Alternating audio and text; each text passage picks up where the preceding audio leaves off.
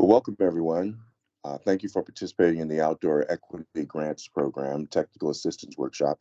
I'm Cedric Mitchell, the Deputy Director of Community Engagement uh, with California State Parks, and I oversee the Office of Grants and Local Services as well as the Office of Community Involvement. Before we begin, I'd like the team to introduce themselves. I just left it in there, and I noticed. Victor?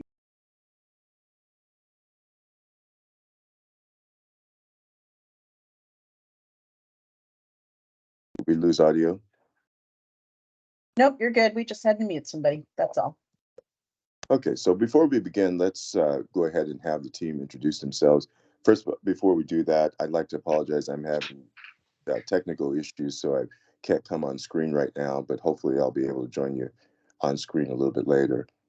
So why don't we start with introductions? Victor, why don't you start introducing yourself? Thank you, Cedric. Hi, everyone. Good morning. I'm Victor Patino, Program Manager for the application process, and we look forward to answering your questions today. Thanks for attending. Hi, everyone. I'm Natalie B., and I'm one of the supervisors in the Office of Grants and Local Services in the competitive review section. So welcome, and thank you for joining us today. Hey everybody, my name is Kyle Bolin. I'm one of the competitive review project officers, and I will be presenting today. And thanks for joining us. Hey everyone, I'm Christine Schultz. I'm a project officer here at OGALS, and thank you so much for joining our workshop today. Julianne, you're muted. Hello, I'm Julianne. I'm a project officer here at the Office of Grants and Local Services. Thank you for joining us today. Good morning. My name is Esmeralda Bermudez, and I'm also a project officer here at the Office of Grants and Local Services. Thank you for joining us.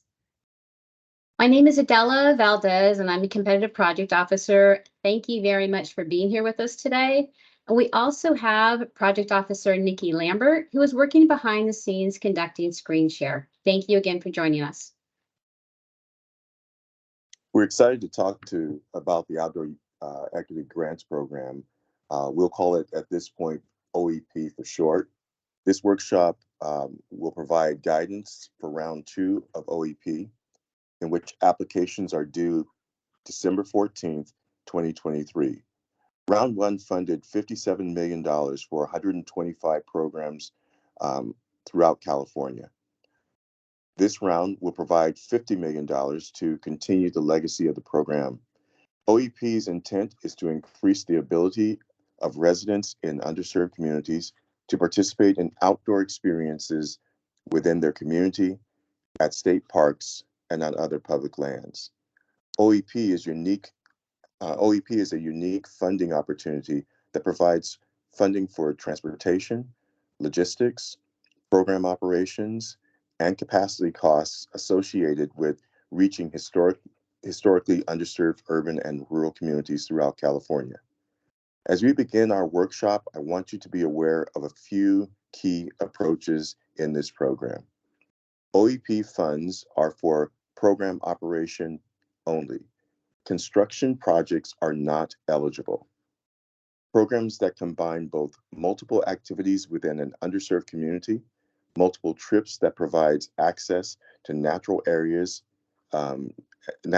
destinations, and programs that will span over multiple years will be most competitive. You will learn about using the community home base. This approach is utilized for this particular program. The community home base will be the central gathering place within a underserved community where the majority of targeted participants of the program live. The presenters will describe this in more detail today. Before I turn it over to the team, I want to discuss the funding availability for round 2 applications. $700,000 is the grant amount cap per application. More than $700,000, however, may be awarded to one agency or organization. You can submit a separate application for each additional community home base that you and your partners are capable of serving. For example, let's say you plan to serve 3 rural towns. The applications are submitted for the 3 towns at $300,000 per application. If all three grants are awarded, that would total $900,000. That may be possible. If one of the 3 grants is awarded, both the state and your organization will be clear on what community will be served through the awarded application. Please keep these points in mind today. The presenters today will get into more detail as we go through the application guide to further explain what I've said. I hope you enjoyed today's presentation. I look forward to answering any questions that you might have. So to begin the presentation, I'd like to turn it over to Natalie, and we'll get started. Thank you. Thank you, Cedric.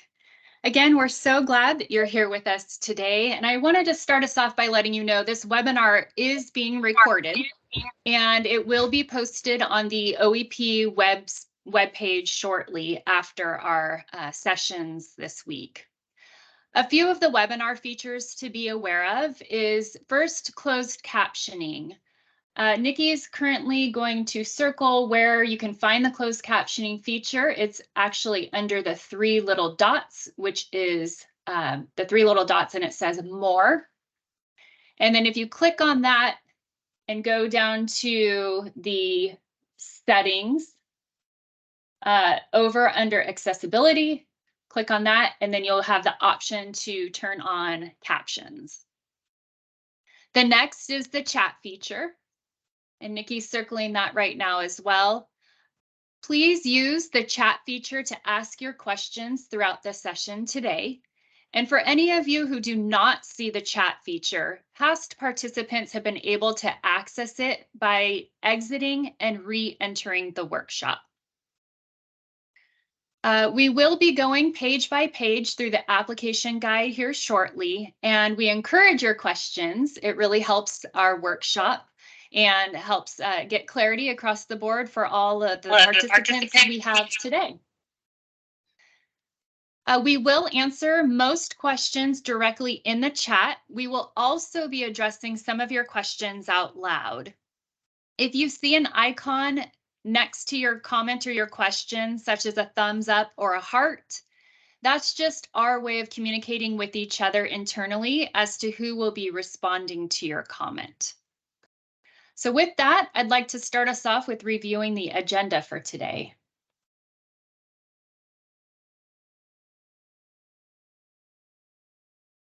Okay, so we already have gone through our introductions and given a little workshop orientation.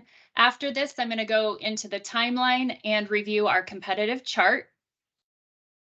Then we will hop over to the application guide and spend most of our time here going over the program overview first, and then going over what to submit in your application package. We're going to go over the application checklist requirements. There's 9 checklist items. We will be going into detail on each item that is required and spend a bulk of our time through the project selection criteria portion of that. The eligible costs and appendices is towards the back of the guide, and we will be discussing those as well. And then we'll have a closure by Cedric Mitchell, our Deputy Director. If you have any technical issues throughout the workshop today, please go ahead and email ogals@parks.ca.gov. And we'll go ahead and put that in the chat for you. Again, if you're having any technical difficulties, oh, it's already in there. Thank you, Nikki. So we have a team working behind the scenes that will help with any technical issues that you have during the workshop.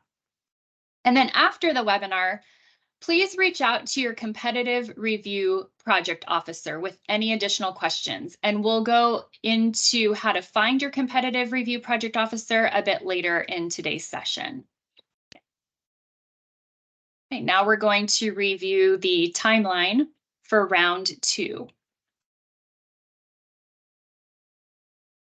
We are currently in the technical assistance workshop phase. This is the first one. We are going to have another webinar on Thursday, and then we are going to go out on the road and conduct in-person workshops. The application due date is December 14th, 2023. So that yellow highlighted area, very important there. You're going to need to have your applications in by 5 p.m. on December 14th. Then we will begin our review process and anticipate having the grant announcements completed by summer of 2024. The approximate program start date will be summer or fall of 2024. More than likely towards the end of summer by the time we get your contracts out to you and a grant administration workshop for all of you who are selected to move forward. So the approximate start date will probably be the end of summer or fall of 2024.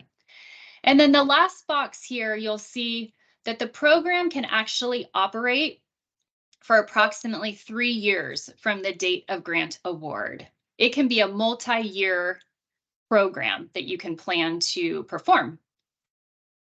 We do want to remind you that grantees are not to start the OEP program until after the funds are awarded.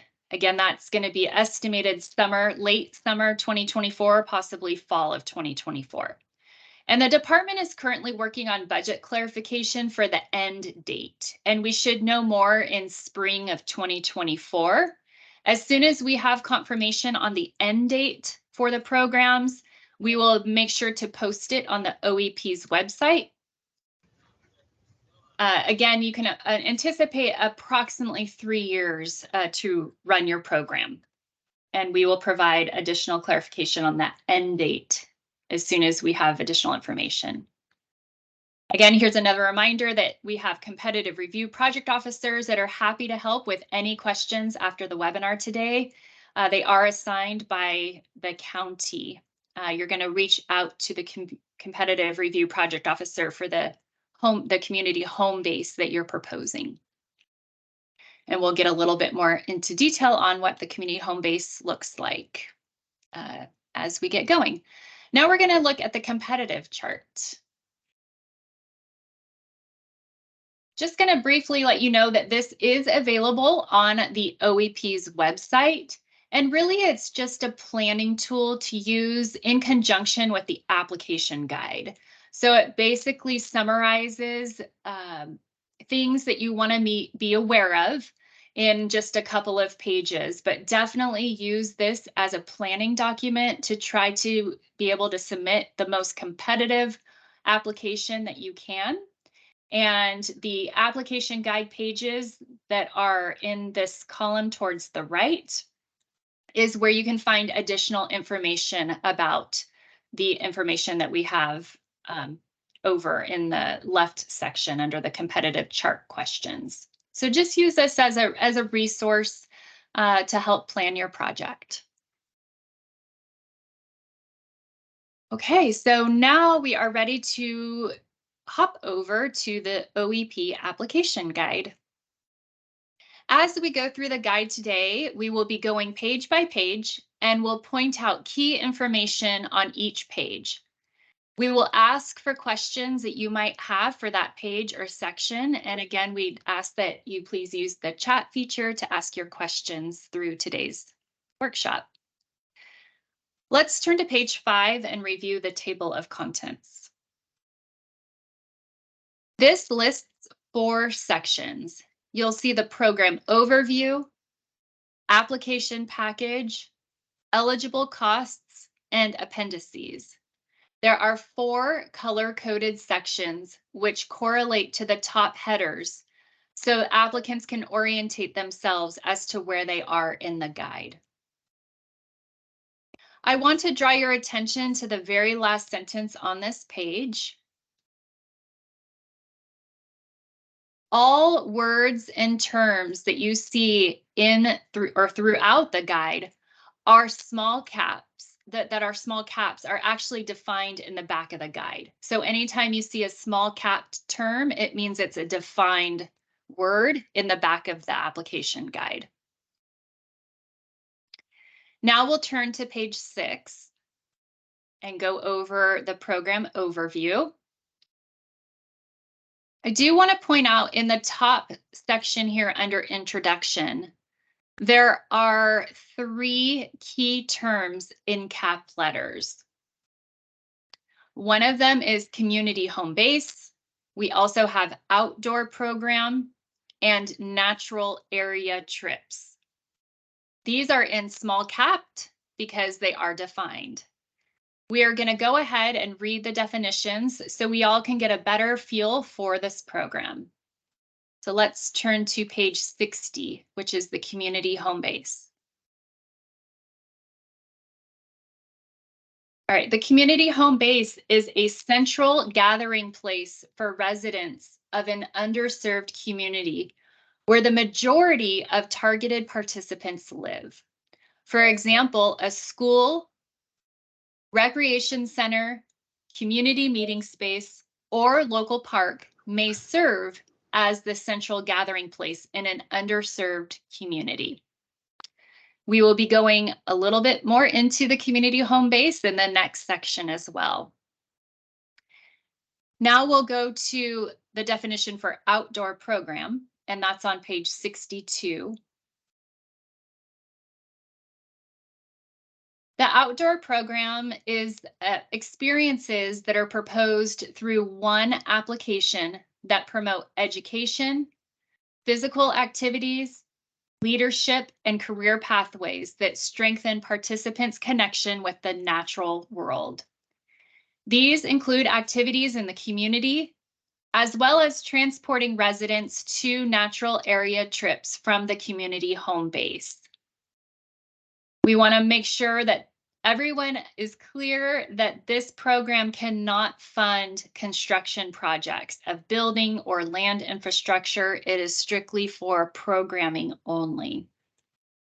And then there's some bullets underneath here as to some ideas of what your outdoor program can include. Things such as self-discovery activities, activities that contribute to healthy lifestyles, integrating instruction and science, and so on. And it actually continues on to the next page, so you can take a look at that after the workshop. And now we'll go over the definition of the next one is also on page 62, which is natural area trip.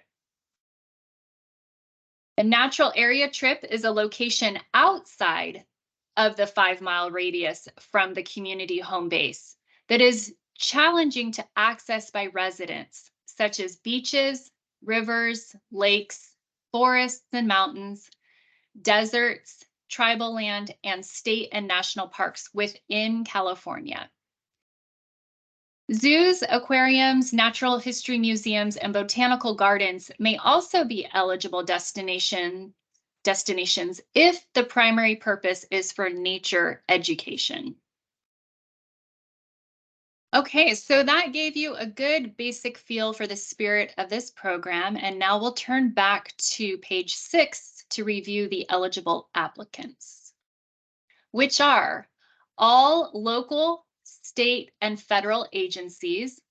Examples include school districts and other public education agencies, cities and counties, joint powers authorities, open space authorities, regional open space districts, federal and state recognized tribes, and nonprofit organizations with 501c3 status.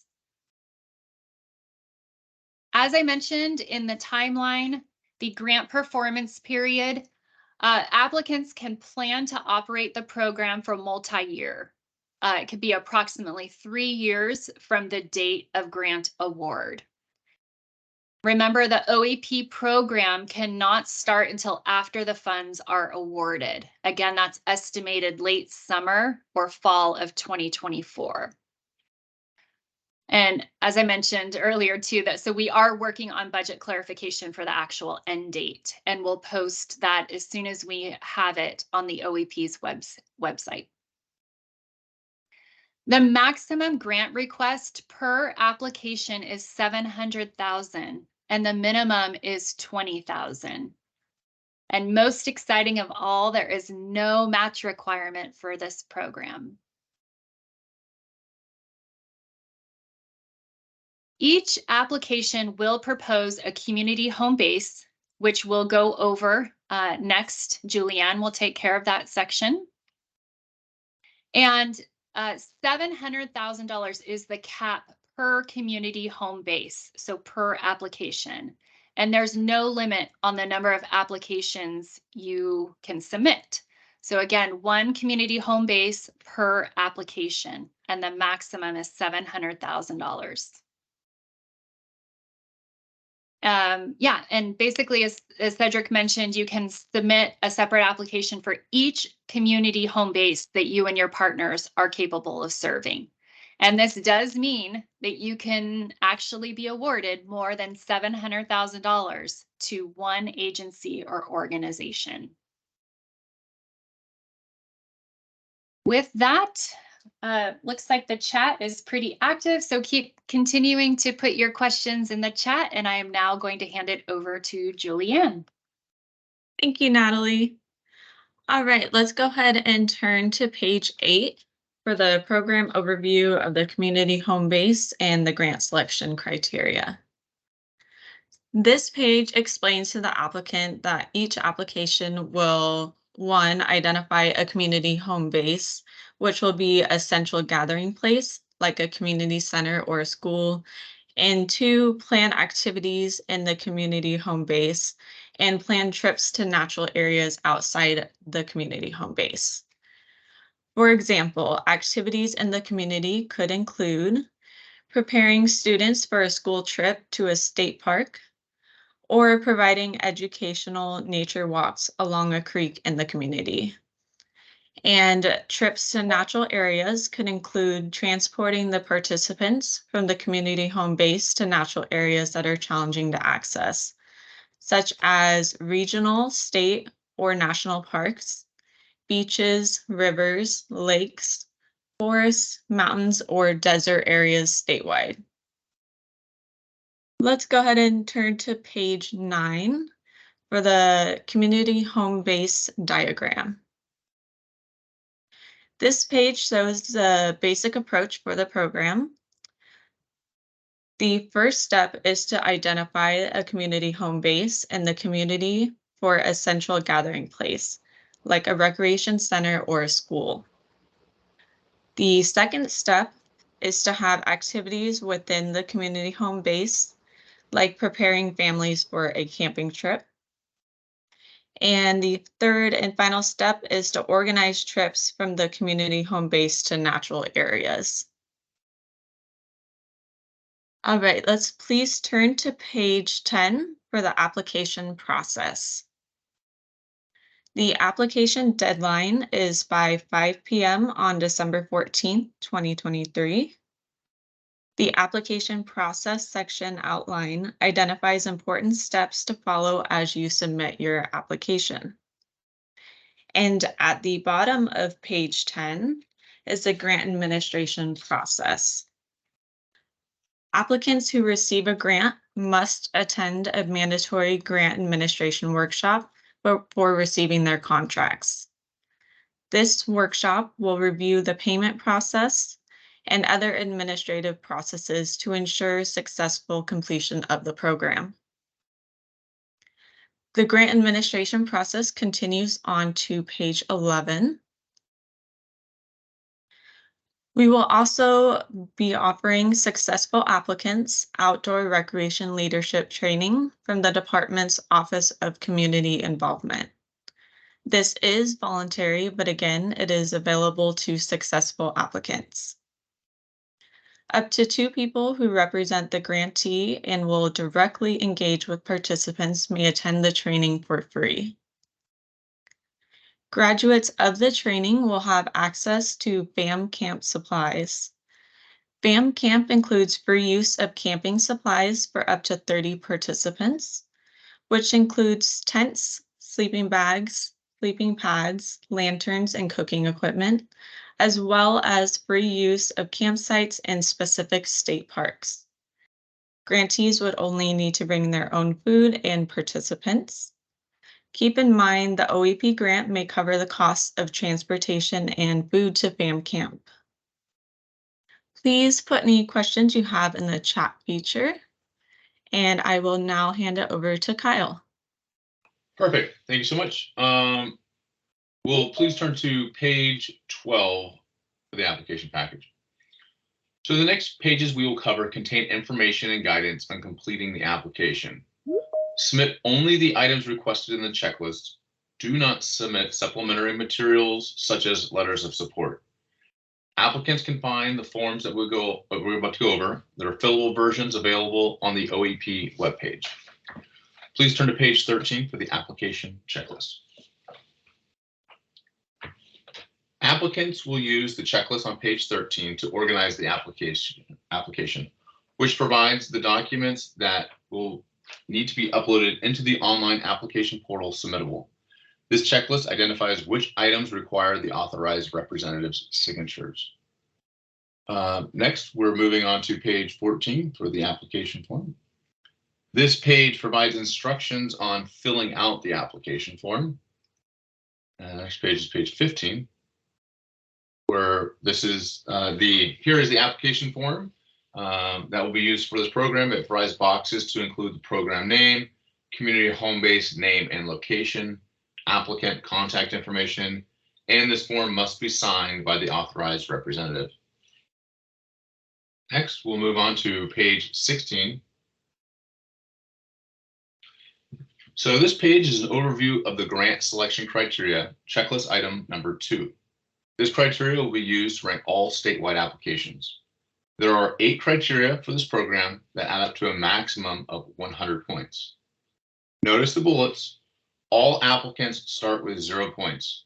No one loses points. Points are gained. To guide the applicants, each criteria has a scoring chart or a scoring rubric. Also, technical assistance is available for each separate criteria in the back of the guide. We'll be reviewing each criteria and its corresponding technical assistance during the workshop. If you got any questions, put those in the chat feature. Otherwise, we're going to move on to page 17. So this is grant selection criteria number 1, community home base. This does focus on the community home base. This page is broken into 2 parts. Part A scoring points are based off the numbers provided by the community fact finder in the categories of income, poverty, free or reduced price meals, and English learner levels around the community home base. Part B asks applicants to describe challenges affecting their residents. It also asks specifically why the community home base was selected and what is the need for its residents to have access to an outdoor program. This is a chance to include information beyond Part A. So if we can we'll kind of scroll down this page and as we kind of take a look at these scoring rubrics. And yep, and now we'll go to page 18, perfect. And as you can see, the scoring rubrics show that the rankings will be based on all statewide applications for the categories of median household income, people in poverty, free or reduced price meals, and English learners. In addition, at the bottom of page 18, applicants can gain up to 5 points for describing challenges beyond those described in Part A. Now, I'd like to draw your attention to the community fact finder to find specific information within a half-mile radius of the community home base. As you can see, you'll click the link here in the guide within criteria 1. This will take us to the community fact finder page. Here we'll use the example of the Dickey Youth Community Center in Fresno. The address here is 1515 East Divisadero Street in Fresno, California. Once you have that entered, there's a search button. You're going to click that. And that's going to drop a pin at the address that you have input. The numbers that we're asking for with this application are on the left side in that blue box. And we're looking for median household income, people below poverty, free or reduced price meals, and English learners. These last 2 categories, free or reduced price meals and English learners, are pulled from the nearest public elementary, middle, and high school to your community home base. Another feature for this version of the Community Fact Finder is a layer for schools. So if you look in the legend in the bottom right, if you click on the box for schools, it'll now pop up. All these yellow blocks that you see on here are schools. So now you can see what the closest schools are to your community home base. You can also move that pen around to find the best numbers for your community home base. Keep in mind, though, that the pen must be located within the community home base. Once you get that pen to the best spot within your community home base, you can get a report. And in the top, Nikki is circling it. It says get report. You're going to click that button and a report will be generated. Takes a moment, but we'll take a look at it here.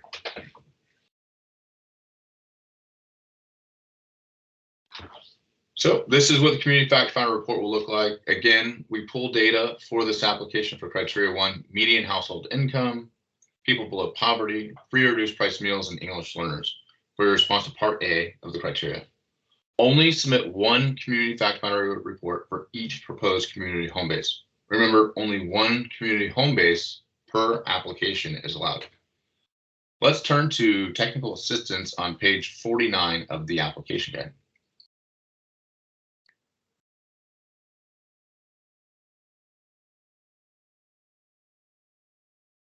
Perfect, thank you, Nikki.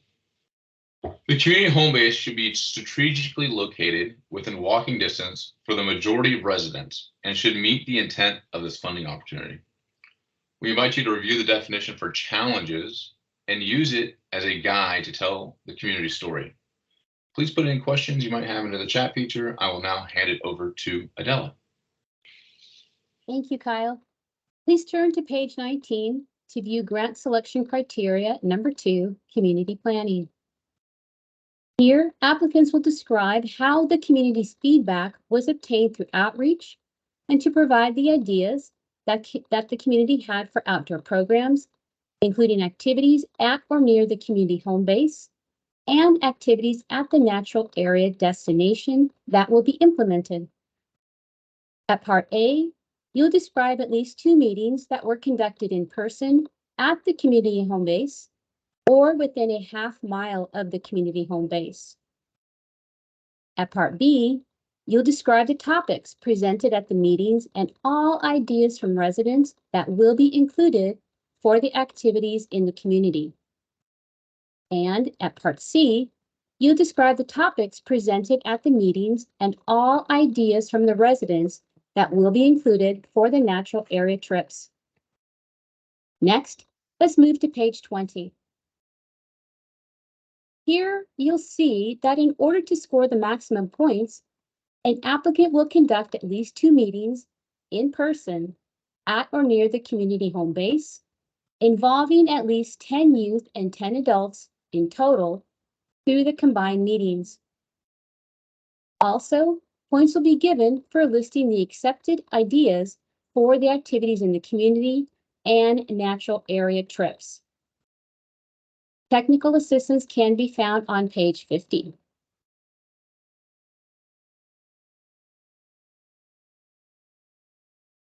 This page provides ideas for in-person meetings. If you have any questions, please put them in the chat. Now, here's Christine. Perfect. Thanks so much, Adela. So now we're going to turn to page 21. And this is grant selection criteria number 3, which is those activities in the community. Criteria 3 asks applicants to describe the proposed activities in the community within the 5-mile radius of that community home base.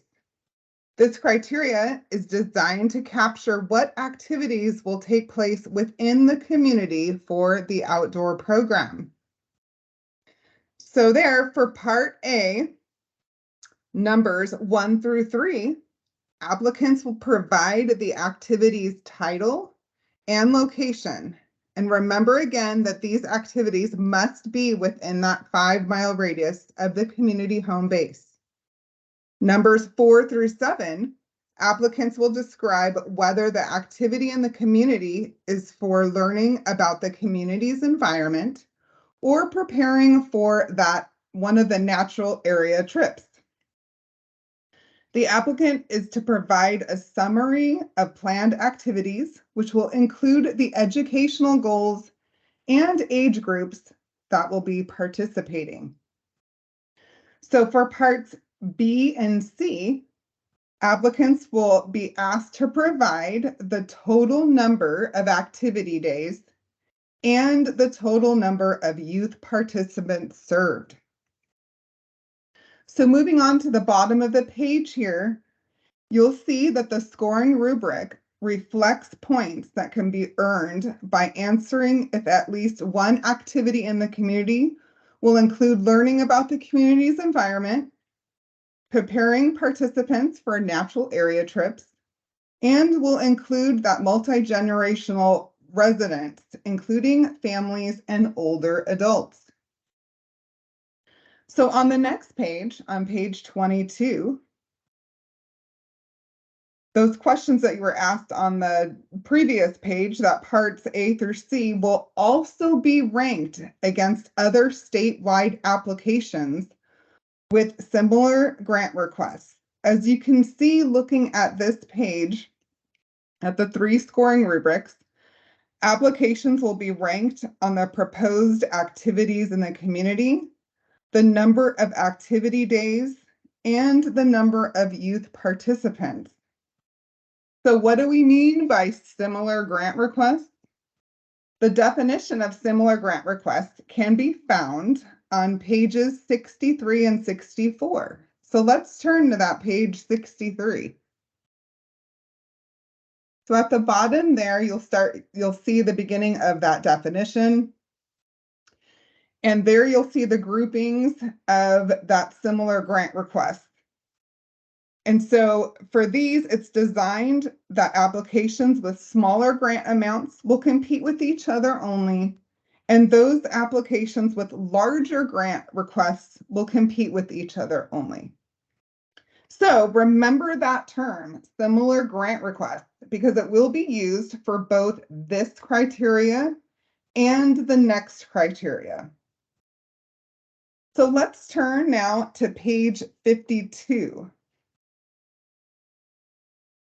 And here we have that grant selection criteria 3 technical assistance, which provides more information on the criteria's 2 goals, which are, again, preparing participants for natural area trips and learning about the community's environment.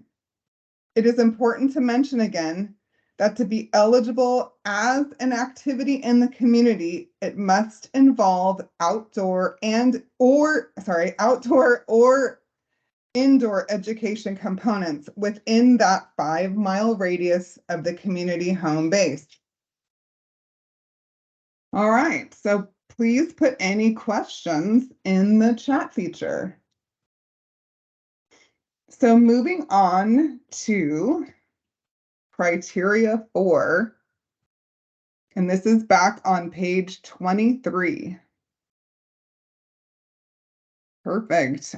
So this is grant selection criteria 4, which are those natural area trips. So criteria 4 asks applicants to describe the outdoor program's proposed natural area trips to locations outside of that 5-mile radius from the community home base that is challenging for residents to access. So you'll see there for part A, numbers 1 and 2, applicants will describe the natural area trip destination, the location, and if that destination will be visited more than once. For number 3, applicants will describe if the trip will be day trips and or overnight trips. Now, these can be all day or overnight trips. There is no preference. However, for 2 additional points, at least 1 day or 1 overnight trip should be to the destination of a state park system.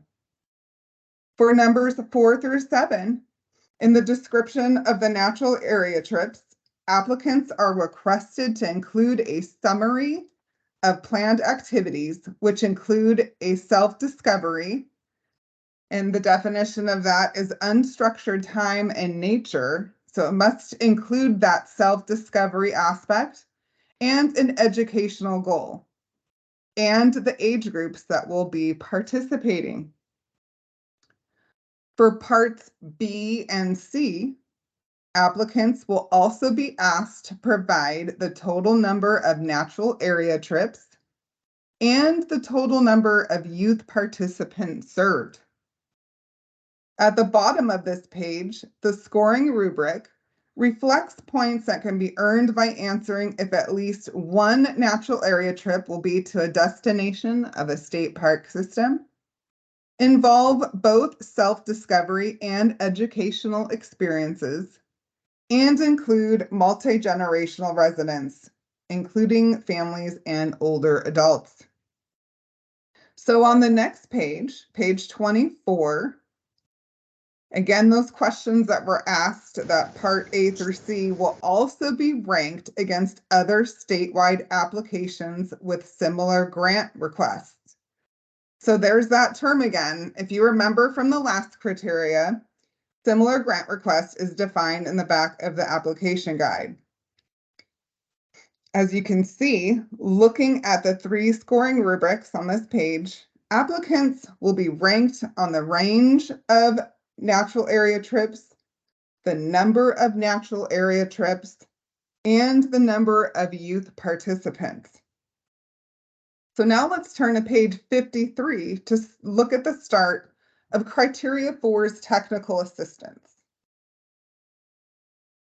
And here it provides examples of eligible activities and education topics for natural area trips. So these can include things like camping skills, wildlife viewing, coastal protection, just to name a few. On the following page, page 54, Criteria 4's technical assistance continues. And this provides information regarding the priority for at least one of those natural area trips to occur at a state park and how that 5-mile radius is defined for natural area trips. So please put any questions in that chat feature. I will now hand it over to Julianne. Thank you, Christine. Let's go ahead and turn to page 25.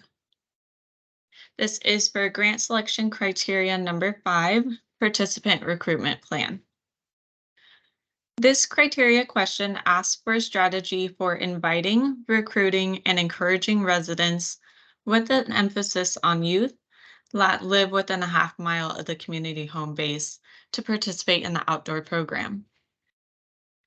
Applicants will be able to select from at least 3 of the 10 methods listed on the technical assistance, which is on page 55.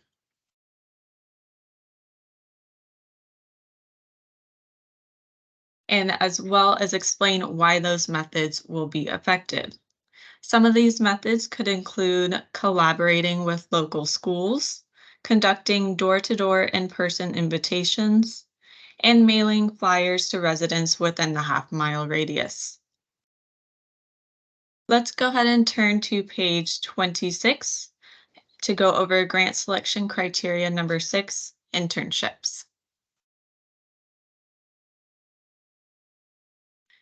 Internships for this criteria are ones that can be used for future employment resumes or college admissions for natural resources, environmental justice, or outdoor recreation professions.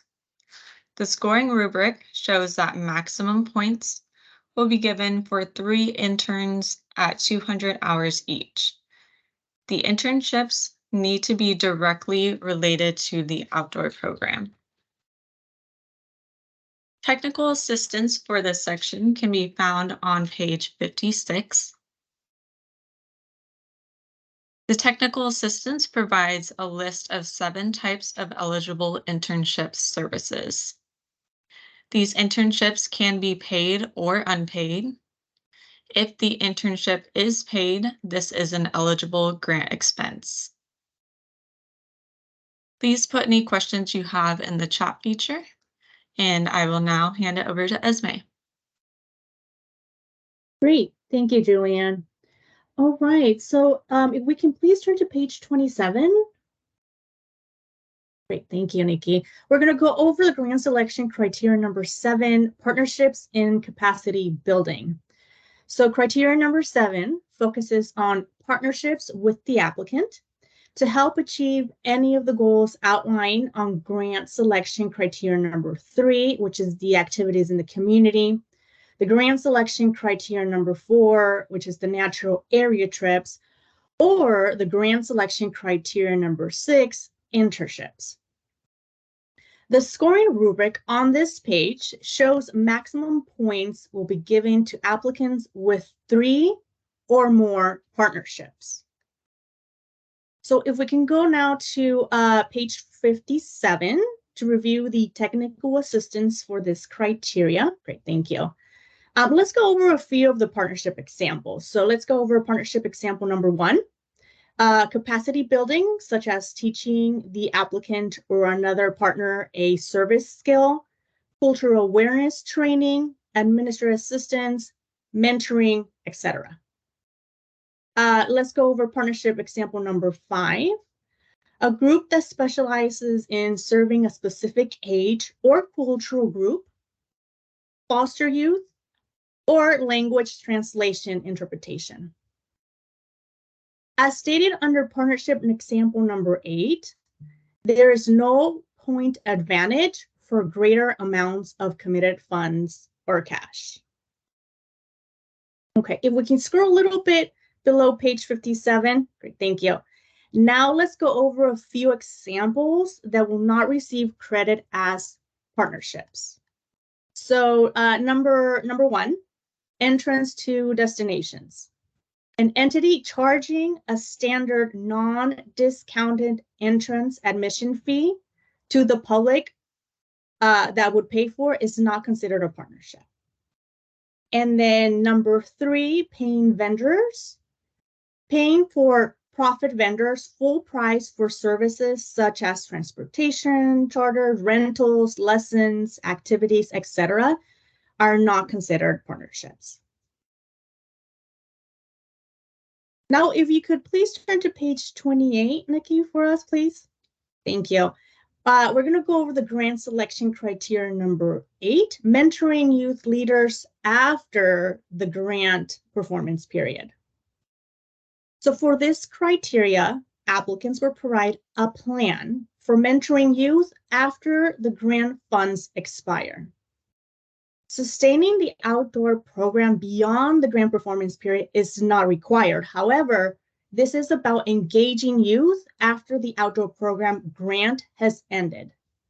So within the plan, applicants will describe how many youth will be selected as having potential to become future environmental leaders in California, as well as the type of activities the mentoring will involve and the approximate time period.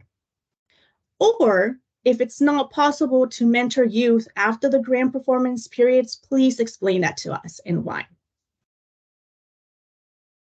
Now let's go over to page 58 to review the technical assistances for criteria number 8. Thank you. So for example, an annual community needs assessment about environmental justice may be conducted and reported by youth. Okay. So this concludes the grant selection portion of the Outdoor Equity Program application guide. If any questions arise, please go ahead and add that in the chat feature. I will now hand it over to Adela. Thank you, Esme. Please turn to page 29 to view the Community Fact Finder report and certification directions. This page summarizes the steps we discussed a little earlier regarding the Community Fact Finder. Remember, only one Community Fact Finder report for your community home base may be included with each application. Now let's move to page 30 to view the Community Fact Finder certification form. This form is signed by the authorizing representative, and it certifies that you placed your PIN on or inside the boundary of your community home base for your report. Please put any questions in the chat feature. Now let's turn to page 31 to view the authorizing resolution information and directions. The authorizing resolution shows that your governing body approves the application. Please note, in the format section, highlighted here, the language provided in the resolution must remain unchanged. Now let's move to page 32 to view the authorizing resolution template. Please note there is a fillable template on the OEP webpage too. Please put any questions in the chat feature. Now, here is Christine. All right. I believe that Victor, you had some questions you needed answered, Thanks, or Christine. you were going to answer some questions. I'll provide a recap of some of the key questions and answers after break. So we'll do that right around 10:15 or so. Thank you. Okay, great. So let's now turn to page 33. Perfect. And this is the grant scope cost estimate form and the grant scope cost estimate certification. So this page here includes instructions on how to establish the grant scope and provide a cost estimate for the outdoor program. Kyle will cover the application guide's eligible cost section later within this workshop and will provide examples of what costs can be included within the grant scope cost estimate form. On this form, applicants will list only the activities that will be funded by the grant, plus any committed funds, if applicable, during the grant performance period. These lump sum estimated costs of the activities must be consistent with the responses to grant selection criteria 3 and 4. Do not include any future costs. It is important to note that the total program costs must cover all of the activities in the community and the natural area trips described in both grant selection criteria 3 and 4. Up to 5% contingency for costs can be folded into the line items. Do not list contingency as a separate line item. Also, check the math and dollar amounts between all forms in the application to ensure the grant request amount and total program costs are consistent. All dollar amounts must be rounded to the nearest dollar. So we understand that costs may change during the outdoor program. In most cases, a revised grant scope cost estimate summary form is not required when estimated costs fluctuate during the outdoor program. So now that we've gone over these instructions regarding the form, we will now turn to the next page. This page is the actual grant scope cost estimate form.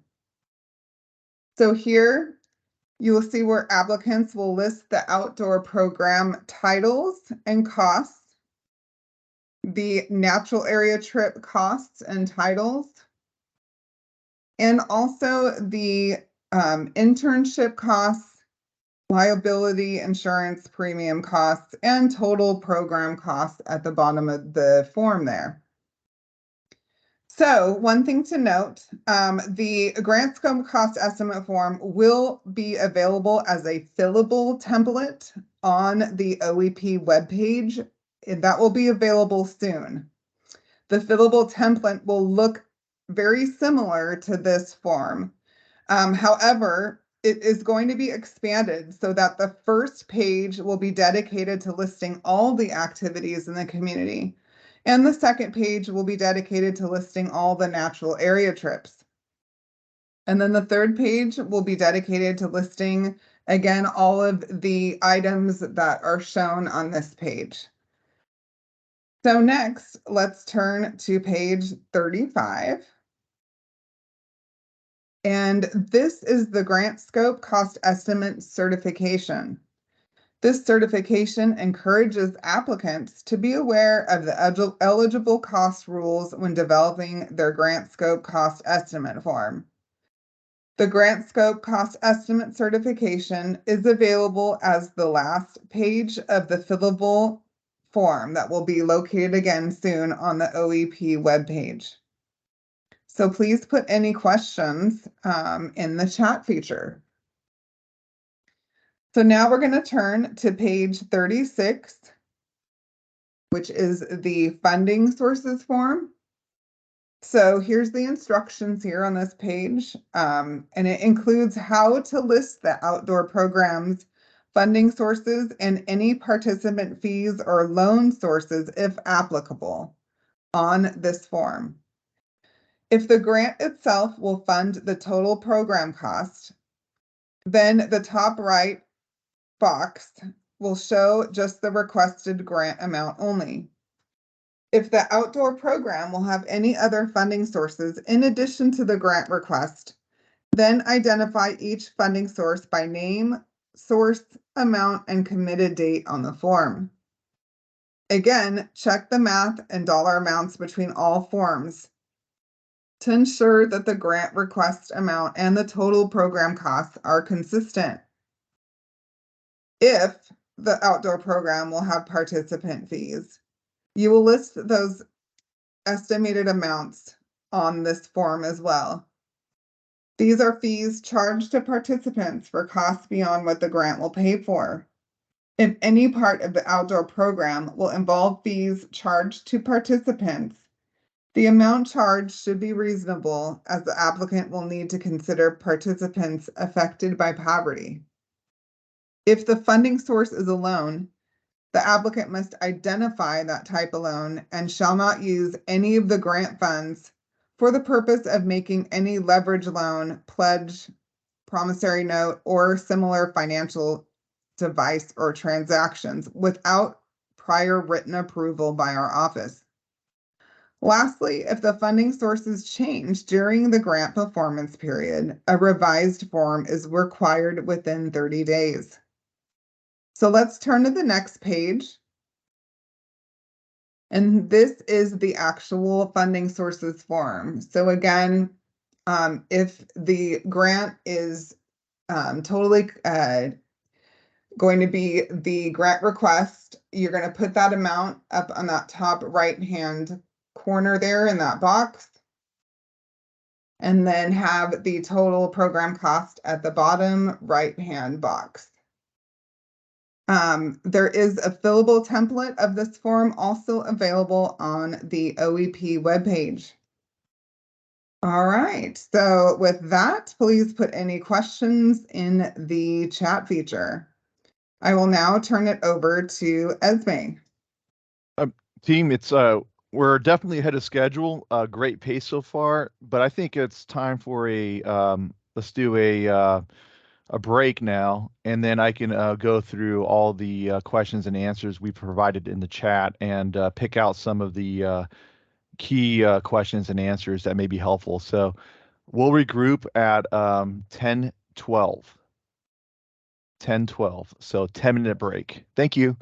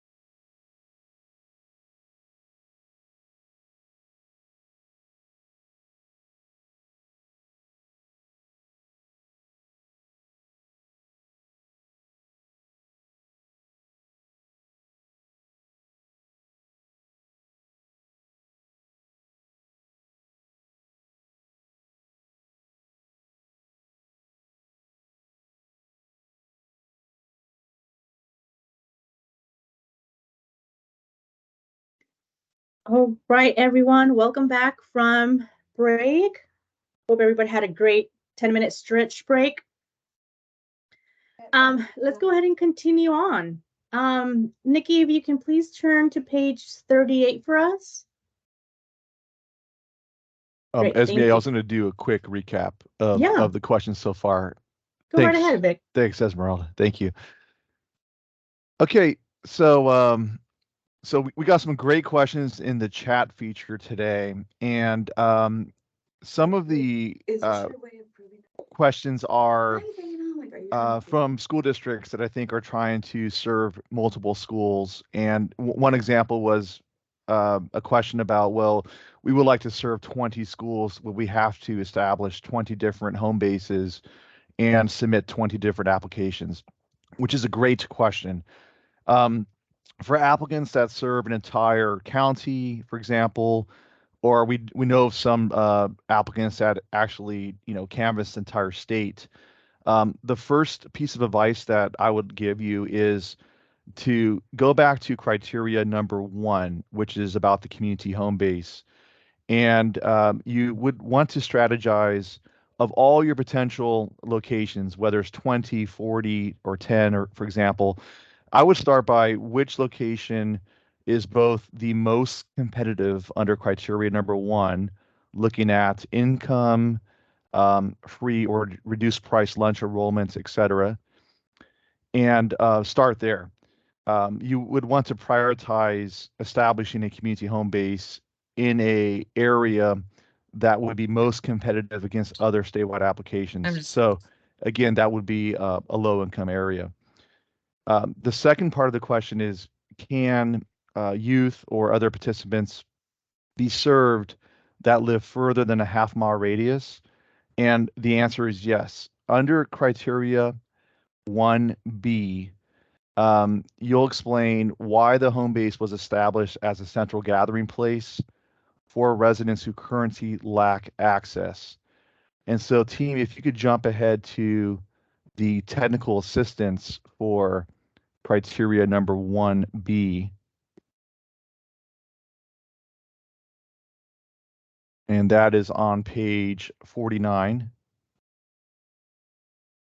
The key here is, if you look at stop right above part A, where you see the paragraph where it says participants can also live further than a half-mile radius from the community home base. For example, a school in a rural area may be a central gathering place for participants.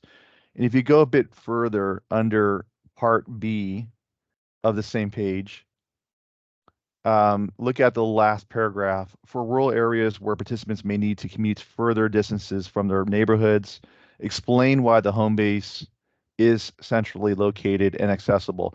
So one of the questions we had is, there's a potential scenario where participants may come from throughout a 20-mile radius. If it's a scattered, very rural area, we understand that may be a situation. So you have to explain why that home base is considered a central gathering place for the more spread out rural area. Okay, so that will help get you off to a good start in terms of prioritizing which of the various home bases may be the best to make you competitive.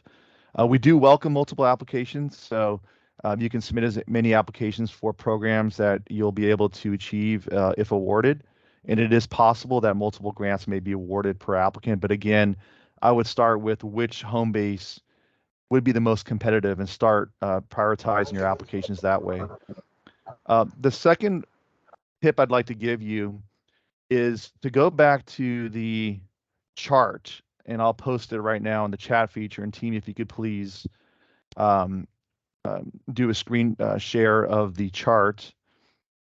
The competitive chart is really like a high-level tip sheet to keep you focused on the details of this program. You'll want to, I had a question about, give us some more guidance about what this program requires. And so if you use this chart as your cheat sheet, it will help you stay on track. So team, if you could scroll down a little bit on the chart, and you'll see that starting with number 3, it gets into really a snapshot of what you need to do to be competitive. So go a bit further onto the next page.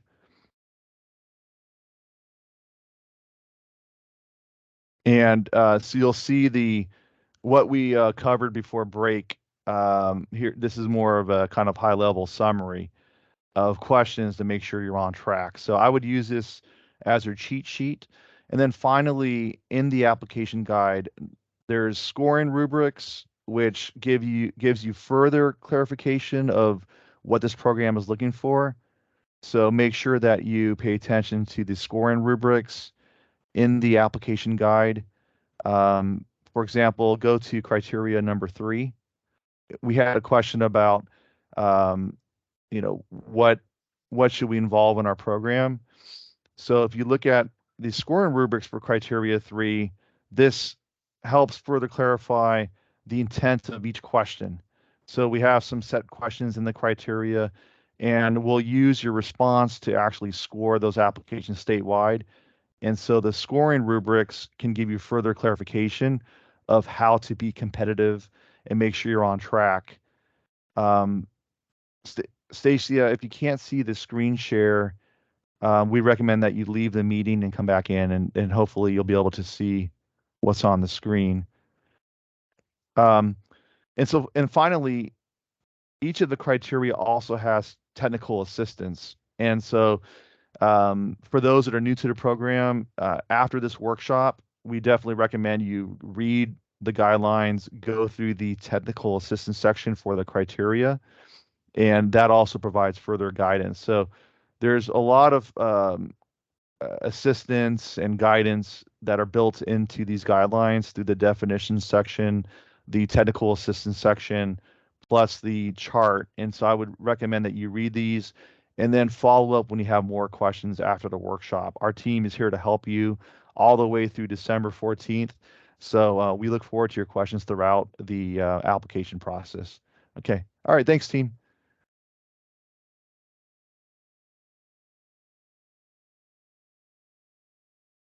Great, thank you, Victor.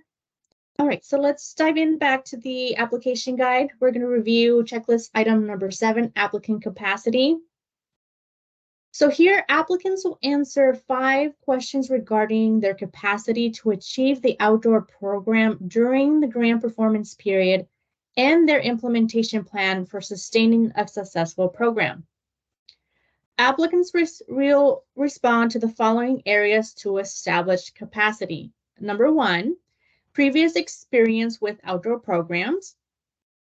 Number 2, clarity that the applicant will oversee administration if the grant is awarded. Number 3, previous grant funding received. Number 4, previous or ongoing relationships with the residents or stakeholders near the community home base. And number 5, whether or not permits are required and what the plan is to obtain them.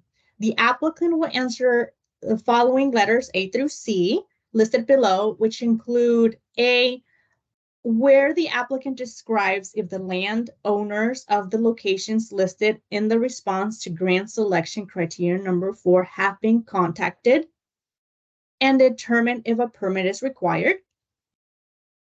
B, if the landlord stated a permit is required, the applicant will provide a copy of the permit or agreement, or a plan and timeline to secure the permit or agreement. And lastly, C, if a permit or agreement is not needed, the applicant will describe the steps taken to verify that no permit or agreement with any of their properties will be required. If you have any questions in regards to this criteria, please go ahead and add that to the chat feature. We're going to move on to page 39. Thank you. We're going to go over checklist item number 8, the reporting certification. So applicants will need to keep clear records for the reporting requirements stated under Assembly Bill 209. In order to meet those requirements, grantees will submit annually the 5 listed reporting requirements shown here to the Office of Grants and Local Services through an online reporting system and before the final grant payment is approved. If you have any questions on this specific criteria, please go ahead and add that in the chat feature. We're going to move on to page 40. All right, thank you, Nikki. And we're going to review the checklist item number 9, the nonprofit requirements. So this page asks applicants who are nonprofits to provide the following information: the IRS status, the most recent filed federal 990 forms, and other state required reporting requirements from the Attorney General's office and the California Franchise Tax Board. I really want to direct your attention to the 4 bullets listed at the bottom of page 40, such as the articles of incorporation, mission statements, etc. The items listed here can be requested at any time during the review process from our office. If you have any questions on this specific criteria or any questions at all, please go ahead and add them to the chat feature. I will now hand it over to Kyle. Thank you, Esme. If we can please turn to page 41 for eligible and ineligible costs. So pages 41 through 44 provide rules and examples of eligible costs for the program. Planning costs dating back to the date of appropriation are eligible if the grant is awarded. Remember that the OEP program cannot start until after the funds are awarded, estimated summer of 2024. The eligible costs for activities in the community and natural area trips are split into 4 categories: A, supplies and activity fees and admissions; B, travel costs; C, labor costs; and D, insurance for all activities necessary for the outdoor program. We're going to start on page 42 for Part A, supplies, equipment, activity fees. And I want to draw your attention to most economical use of state funds near the bottom of the page here. Most economical use of state funds is defined as for supplies and equipment that will cost over $500 per single unit item and or $10,000 per purchase transaction, and which can be purchased, leased, or rented. The most economical use of state funds must be applied. This means that the grantee will use the most affordable option to complete the outdoor program during the grant performance period by either renting, leasing, or purchasing the supplies and equipment. An example is a grantee who is taking 10 participants surfing for 3 trips. It may be more economical to use, it may be a more economical use of state funds to rent 10 surfboards each time rather than buying 10 surfboards. Next, we'll go to category B, which is travel costs, and that starts on page 42. It continues on through page 44. But I'm going to draw your attention to page 43, daily meal budget per participant for natural area trips, which are trips that are outside of that 5-mile radius from the community home base. An average of $20 per meal, which includes drinks and snacks, is allowed. If 3 meals, breakfast, lunch, and dinner, are necessary per day, the total maximum per participant is $60 per day. Applicants can use the following formula. There's a formula below here, calculation formula, for planning out the costs for trips. Next, we'll turn to page 44 for Part C, labor costs, which starts in the middle of the page. I want to draw your attention to internships. Internships consistent with the grant selection criteria number 6. Internships will be administered as employee services of the grantee. The grantee must follow applicable laws for employee services, including internships. Contact California Division of Labor Standards and Enforcement for internship rules. Next, we're on to page 45 for Part D, insurance for all activities. And I want to draw your attention to premiums on liability insurance, including aggregate coverage for all activities necessary for the outdoor program, are eligible. There is an insurance policy checklist that lists the insurance policy requirements for grantees on our website at parks.ca.gov/OEP, and that is going to be under the Grant Administration tab. Please put any questions in the chat feature, And we'll move on to ineligible costs, which starts on page 46. So ineligible costs include items that are outside of the grant performance period, indirect costs, capital projects, vehicle acquisition for ownership, class 3 e-bikes, which can exceed 20 miles per hour, routine park maintenance, fundraising, food for activities in the community, travel outside of the state of California, gifting of equipment, gifting of passes, gifting of awards, trophies, plaques, ribbons, medals, and prizes, gifting of money such as promotional gift cards to recruit or reward participants for non-eligible costs. We'll go on page 47. That's going to continue. We've got 2 left here. Grant writing and programs imposed on an applicant through legal mitigation. Those are also ineligible. Put any questions you might have in the chat feature. And next, we'll move on to 48 for technical assistance. Great. This page is the first page in our appendices and begins technical assistance for this program. Applicants have access to technical assistance provided by the competitive review project officers until the application due date. To get to the list of competitive review project officers for your community home-based county, click the link for parks.ca.gov/OEP. And that'll take you to our website, and on the right-hand side, you're going to click on project officers by county. The counties are listed in the left column, and the corresponding competitive review project officers are listed in the green column. And that's who you need to contact for this competitive application, is those listed in the green column. And you'll see all the counties are listed there. If we could, we'll turn back to page 48.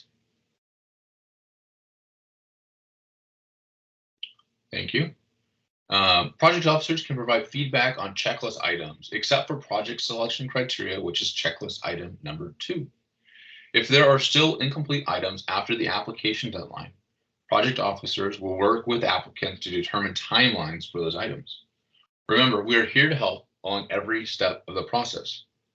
One more thing I'd like to point out is the technical assistance pages. As a reminder, this is the additional guidance for the criteria section, with ideas for applicants, which provides more in-depth technical assistance for each criteria. This concludes the OEP application guide portion of the application workshop. Please put any questions you might have into the chat feature, and I'm going to hand it over to Victor.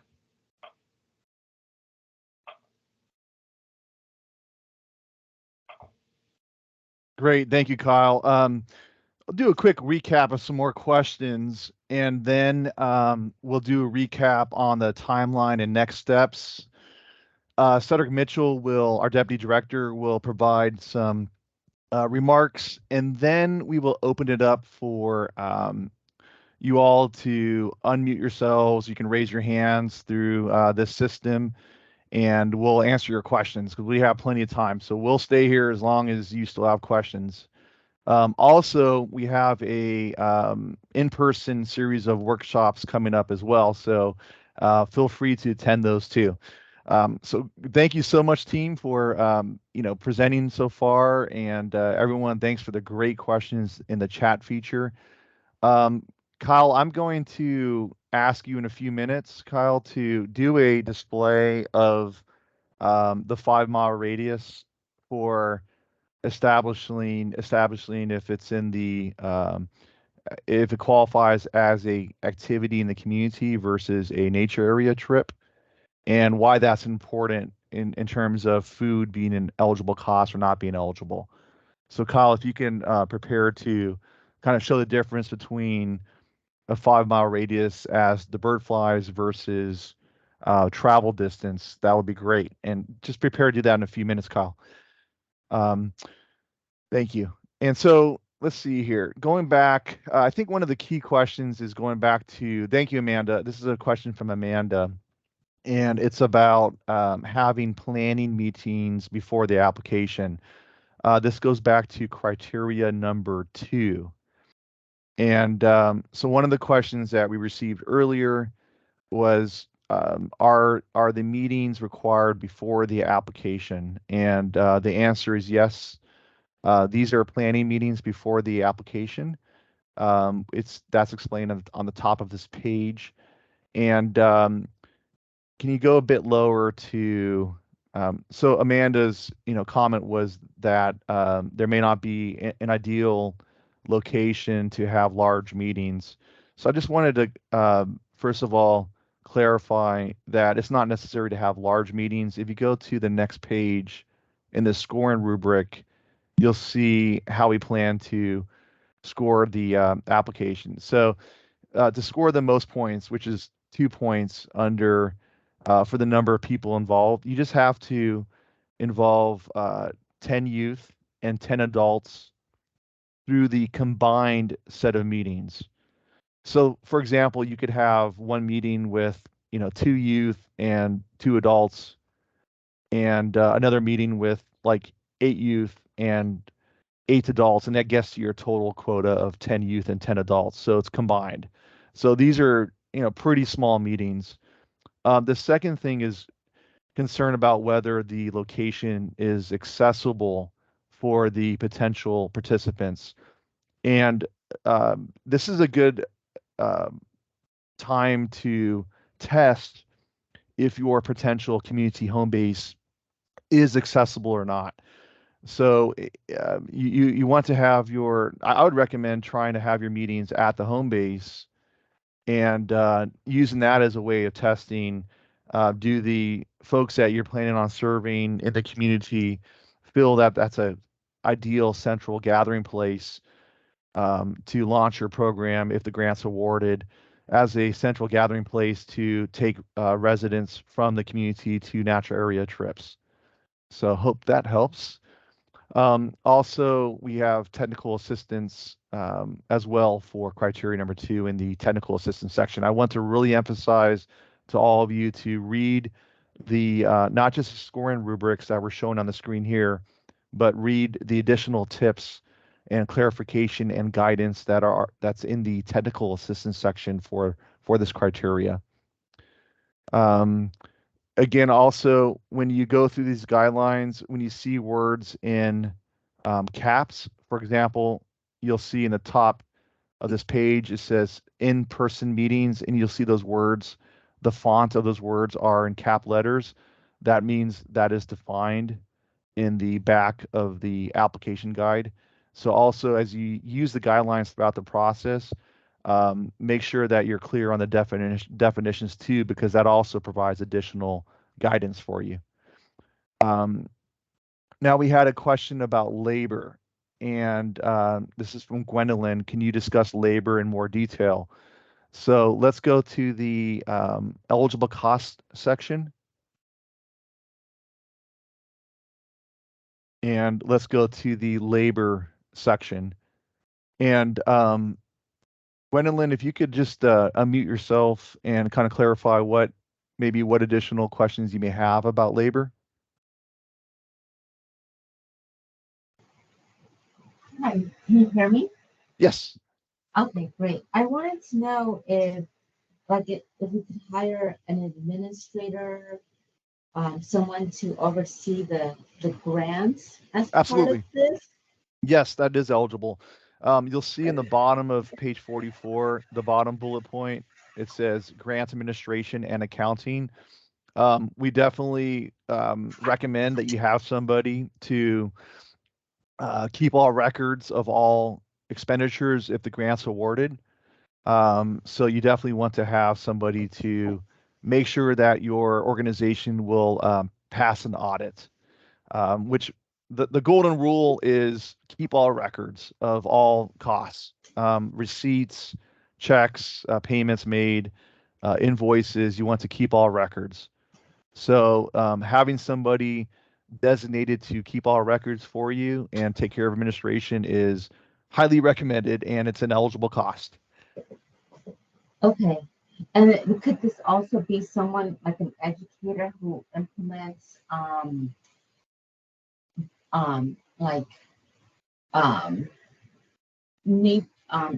outdoors, not survival, but outdoor knowledge and wilderness safety and that scope Absolutely. of work. Okay. Yes. Great. Yes. It's possible for the administrator or the accountant to also be a program provider that takes, youth and community members on natural area trips. Essentially, if it's necessary for the program, it should be an eligible labor cost. So Yeah. that includes, as you see, there's plenty of examples here for labor. It includes not just administration, but even internships, which is part of criteria number 6. The grants can pay for internships. It can provide for nature guides, career pathway educators, language translators, transportation providers, drivers, program management, somebody who coordinates the trips, who looks at best use of state funds for either purchase or rental of equipment, communication and training. So yeah, even for reporting, data collection, photography. So definitely a wide range of eligible labor expenses. Great. Thank you so much. You're very welcome. Also, I also want to mention partnerships. In some cases, a fiscal sponsor may be an approach too, where if there's an organization that you're thinking of being the applicant, but maybe the organization doesn't have much experience with state grants and with record keeping or what have you, you could always find another organization to be the applicant, and they can partner with the organization that will provide the program services. So that's also possible. It's called a fiscal sponsor to be the applicant. So we've seen that example too. Let's see here. And then Kyle, now, any more questions on labor? Gwendolyn or anyone else?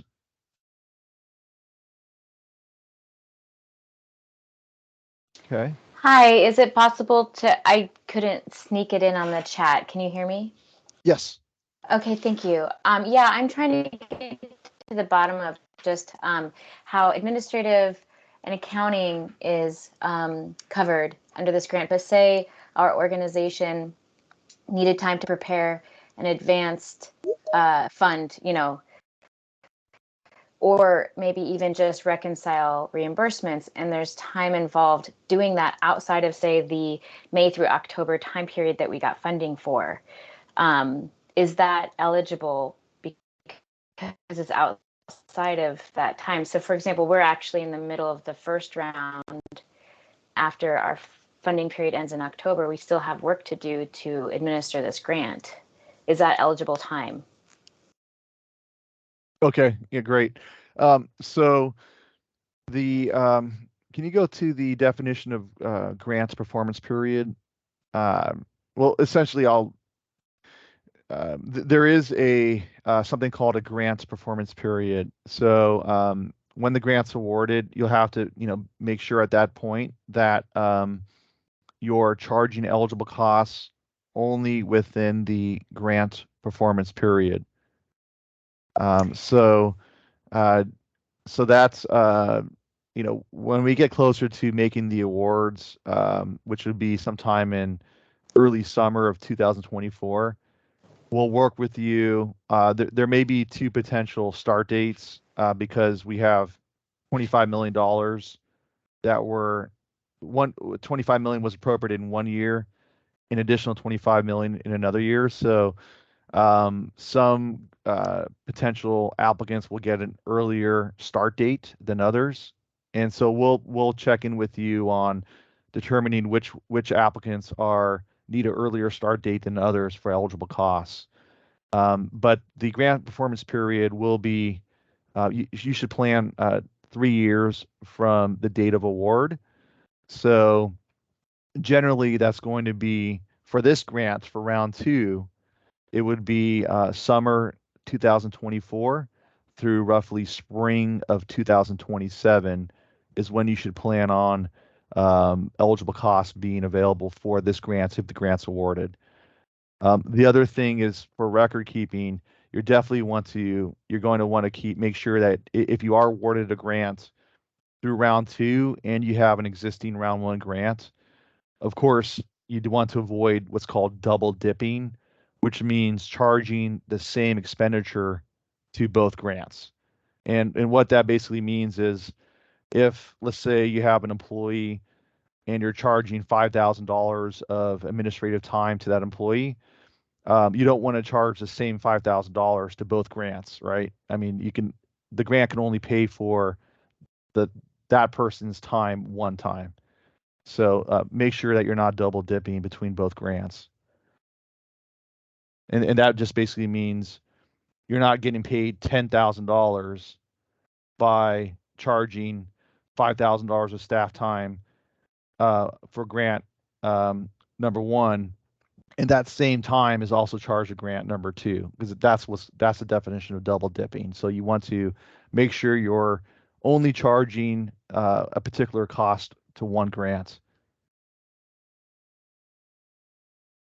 Okay, and now let's go back to, I'll read these other questions, but Kyle, if you could please, what we'll do next is we'll have Kyle give you a visual of the 5-mile radius to distinguish if it's an activity in the community or a nature area trip. And he'll explain the difference there. And then we'll have Cedric Mitchell provide some remarks. And I'll provide a recap of some of the other questions, and then we'll open it up for questions as well. Okay, thank you. All right, so as you guys kind of see here, we've got a 5-mile radius. This is just a tool. It's dropped a pin at 715 P Street in Sacramento. That's where that red dot is, and anything that is within this 5-mile radius, anything that takes place there, is going to be considered an activity in the community, and any activity that takes place that's outside of that blue circle is going to be a natural area trip.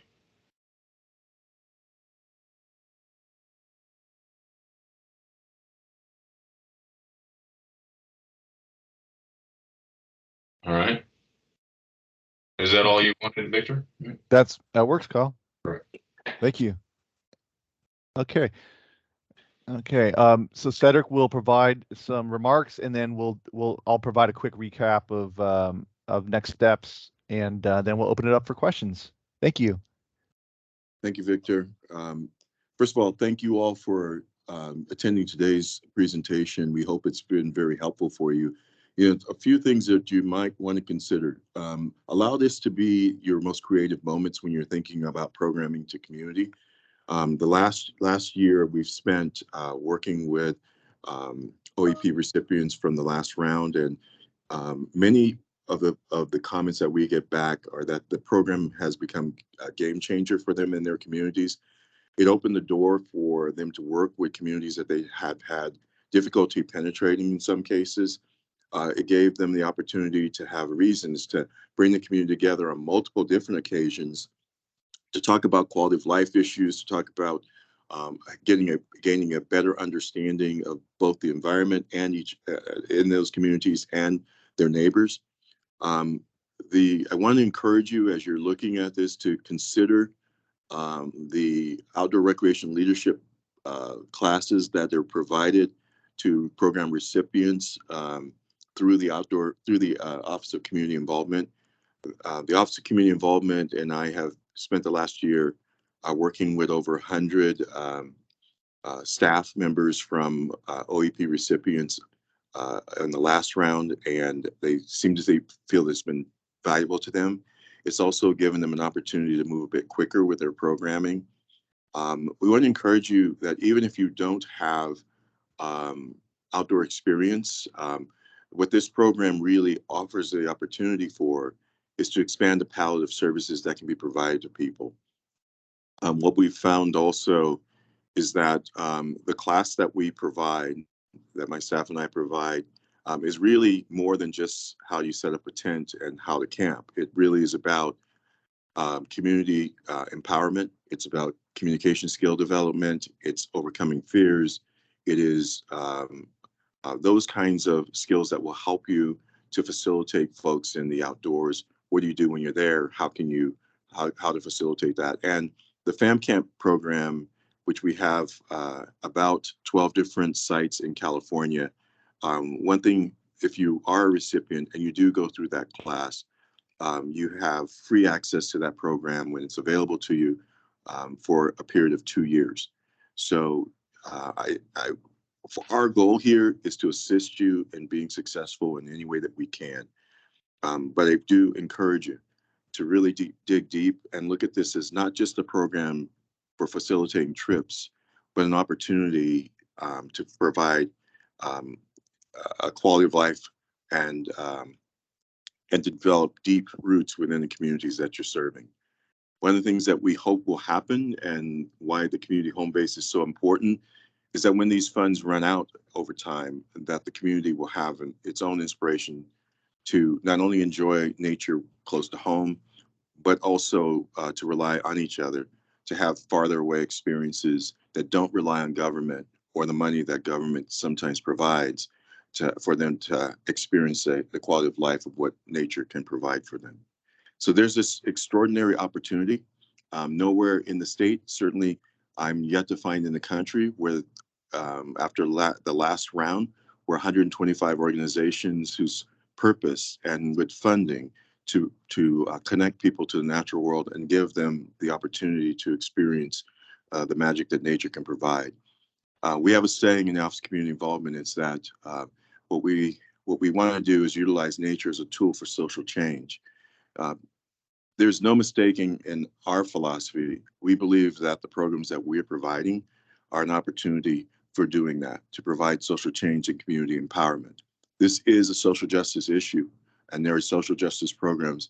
We proudly will do whatever we can to help you put your best foot forward. And then once you are a part of this family and you're successful in receiving your application, we will do whatever we can to assist you in being successful. We want to, at the end of the day, be able to tell a story of what happens when you rely upon community and the people within it to set goals, and how the communities can be a part of the social change that we need to experience in this country. We're very proud of this program. I want to thank those who participated in the past that helped us to improve this program. Our goal for the next 12 months is to make sure that we are selecting programs that are going to be successful, that are going to help us change the landscape of how investments in communities are made, and that will also make certain that the voices of communities around the state are being heard, and the connections that they're making to make this world a better place can happen one community at a time as we move forward.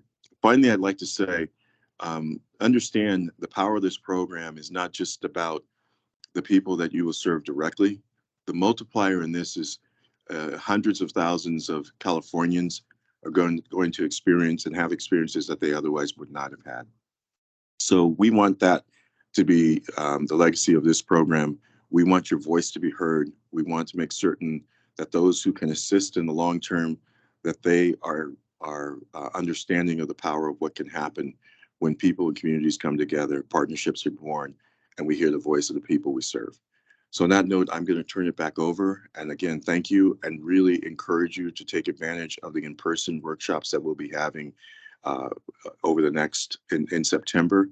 It'll be an opportunity for you to sit down with us and ask even more questions, or at least give us an opportunity to have a better understanding of what it is you're wanting to achieve.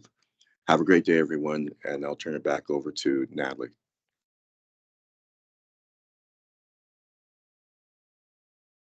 Thank you, Cedric.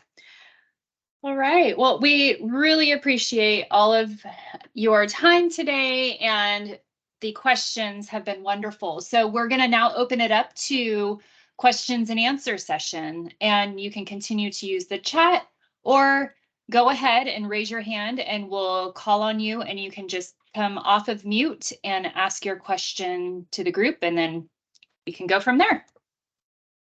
Thank you again. And we do have a good question from Stacia, and Maureen said Maureen has the same question. The question is if you have a current outdoor education program, but you want to expand the program and make it affordable and more accessible for low-income students, as long as the funding request is scheduled to start after the grant award timeline, will that be an acceptable program? So let's go back to this question is a great question because the answer will also be applicable to our round one grantees. We've heard of a few cases where we have a grantee from round one that would hope to apply for round two and continue programming at the same community home base. So our answer will cover both situations. In your response, team, can you go back to criteria number 1B?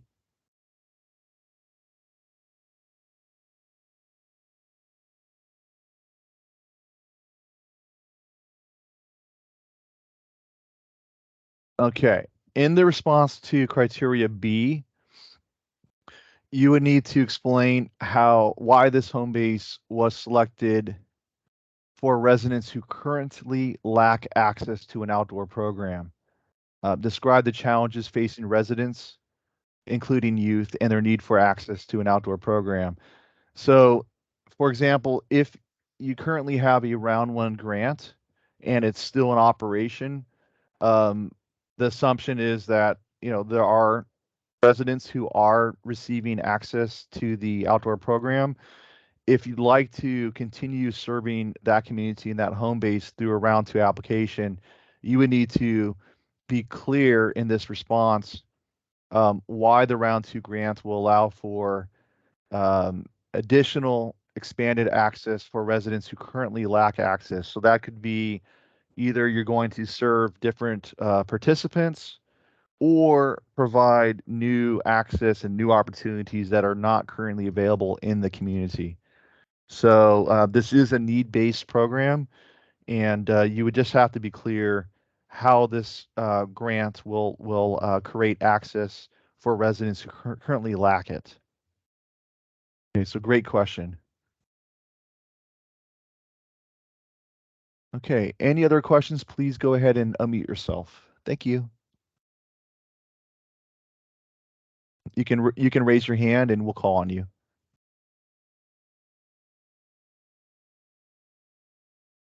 All right, we have Molly. Sorry, I have a lot of questions. Can you hear me? Hello? Yes. Oh, okay. So we have a program that we would like to expand and continue, and we teach high schoolers a lot of outdoor skills. And then we have them plan open house days that are free to the public, and they invite their community, and we provide free transportation from their community. Those planning days take place at the high schools. Would that count as like preparing for outdoor activity under the terms of activities in the community? Okay, great question. Team, can you go to the definition of activities in the community?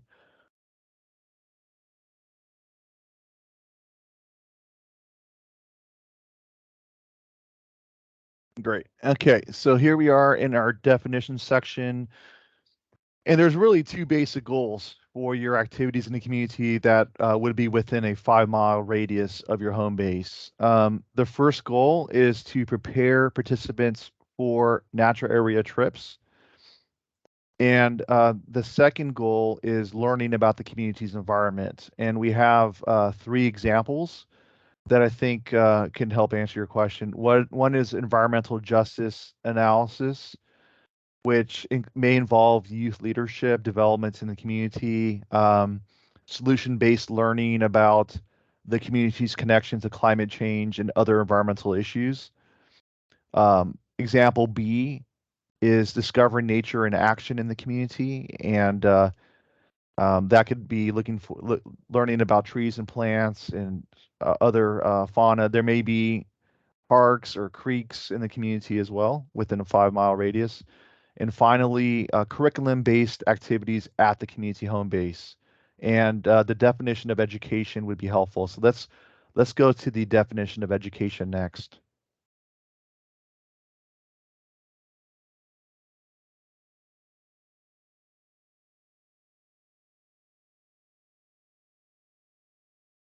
Okay, and so in the definition of education, integration of one or more of the following opportunities would be ideal. So one is instruction in arts, science, technology, etc., environmental stewardship, foster stewardship of the environment, curriculum that's aligned with the content standards for public schools, including next generation science standards or history, social science standards. And then additional opportunities in number 4, when we give, like, I believe it's a long list here of other examples. Can you go a bit lower, team? Yeah, so it's even like healthy lifestyle, sound nutritional habits, community outreach methods, and civic engagement for environmental justice, career pathway mentoring. So plenty of options there to work with under your activities in the community. Does that help, or can you further clarify the question? Yeah, I think that helps, that it would be kind of about the civic engagement because they're serving their community with the skills that they learned. Yes. So, okay, perfect. Thank you. Great question. Thank you.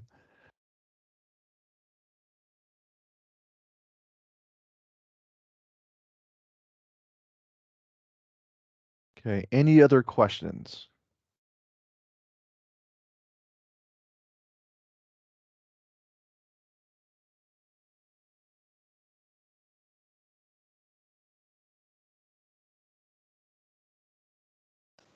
Hi, I have another question, a little unrelated from what we've been mentioning before. So we have a pretty rural county, and 2 organizations applied the last round for this fund. And I think because of the smaller population density, perhaps, anyway, one way or the other, only one of us was chosen for OEP funding. And so this other organization, we work closely together. We organize a lot of opportunities in nature for youth programming and adult programming as well. And one idea we've had is possibly combining trips and things that we already do together into one of the grants to try to help bring both our organizations under this funding opportunity, if that makes sense. So is that something, we included their partnership and collaboration in our previous grant. But maybe if one organization really takes on the lead of administration and funding, can we include both our organizations in one grant? We have, our offices are like right next door to each other as well. So anyway, if that all makes sense. It makes sense. I can answer your question clearly. But if it's not clear enough, please raise your hand again, and I'll further answer it. So what you explained definitely qualifies as a partnership.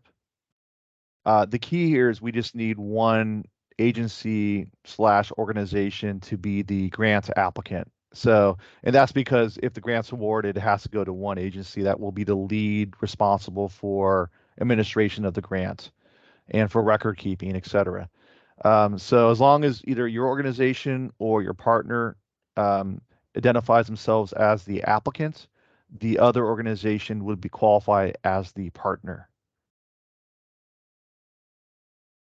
And that would score points. So does that help, or do you need further clarification? Yeah, I think so. We just have to decide what's worth our time. So Sure. if one organization is already planning on applying, then we might as well try to create a stronger application, and they can just not apply on their end because it is cumbersome administratively. Mm-hmm. Yeah, and also the first part of your question earlier too about not being awarded. Round 1 was very competitive. We received nearly 400 applications. We can't predict the round 2 competition. So, we don't know if there will be 50 applications or nearly 400 again. But the takeaway, I think, is definitely to strategize, which organization should be the best applicant. And again, going back to the prior questions from earlier, if there's a potential of serving multiple communities, finding a community home base that would be the best fit for criteria number 1 is also something to prioritize. And we often get in our 20 years of experience, we often get questions from applicants where they think if they submit more applications, they'll have a better chance of funding. And we would recommend that you actually don't think that by submitting more applications that increases the chance of getting at least one grant. I'd recommend establishing which of your potential community home bases would be the most competitive and starting there, and then kind of prioritizing how many applications you feel like you can work on, and of course how many grants you can administer if the grants are awarded. But definitely more applications does not increase your chance of receiving a grant. It's a really following the criteria and making sure that you're you select which which community home bases would be the best fit for the program as your way to prioritize. Can I just follow up just quickly on that? So to give a specific example, the other organization runs a summer camp, and that's what they had applied for before. And then our organization applied for a much larger portion of our programming, and our demographics, I think, were just a little more competitive. But say because we do work so closely with this other organization and we serve the same population, would it be appropriate for our organization to take that summer camp under our umbrella to help strengthen both of our organizations' outreach? If that makes sense, but essentially it's not our program, the summer camp, it's theirs, but we choose to partner with them in a way to help them administratively. Absolutely. If that makes sense. It does Okay, make so that's sense. okay to do that.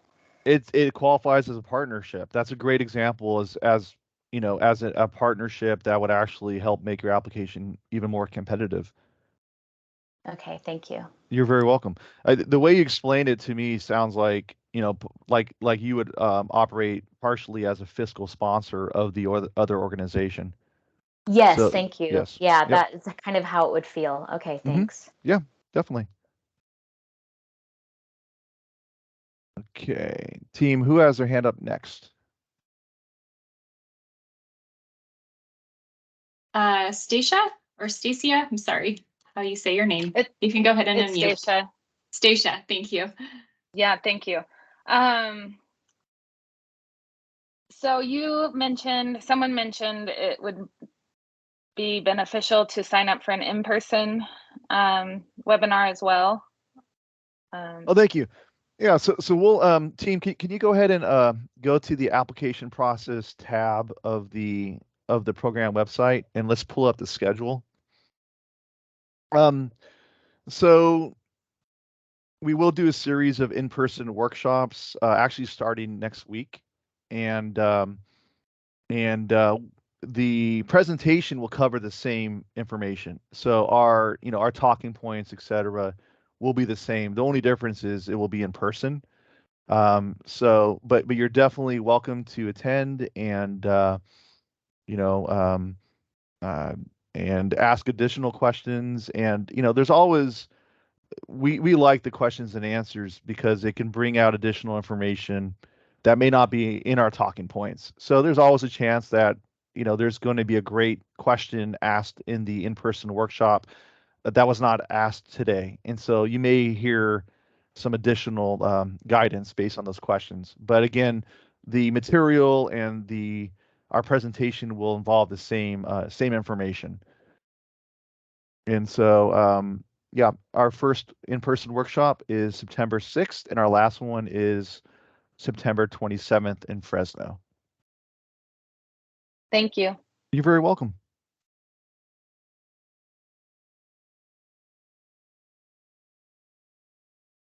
Okay. Any other questions? Yes. Go ahead. Hi, my name is Aiko Yoshino at San Francisco State. It's so exciting to see this grants coming up as a round two. As an applicant, I'm interested in a lot of questions, but that's maybe nitpicky questions. But I'm curious to know a little bit of larger scheme. It's been mentioned that already. Two-layer of question. One is this grant's going out and impacting so much to the community, and what is sort of team's plan in terms of learning about the impacts of these grants in the community? How do you measure that if you have any plan? That's first question. Great question. And the second question I have is, what's the next step to the community?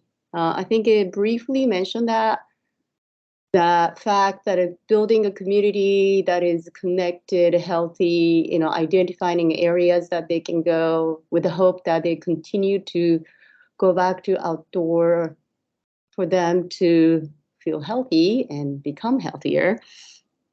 But the curiosity is that sometimes when grants drops and there is a very difficult to continue similar actions in the community and they feel left out. So is there any movement in the conversations is happening in terms of how these type of funding or resource supports to potentially continue in the future? Just a curiosity question, the second piece. Thank you. Okay, great. Yeah, excellent questions. So for the first question, team, can you go to the reporting requirements page of the application guide? It's one of the last checklist items. Thank you, Professor.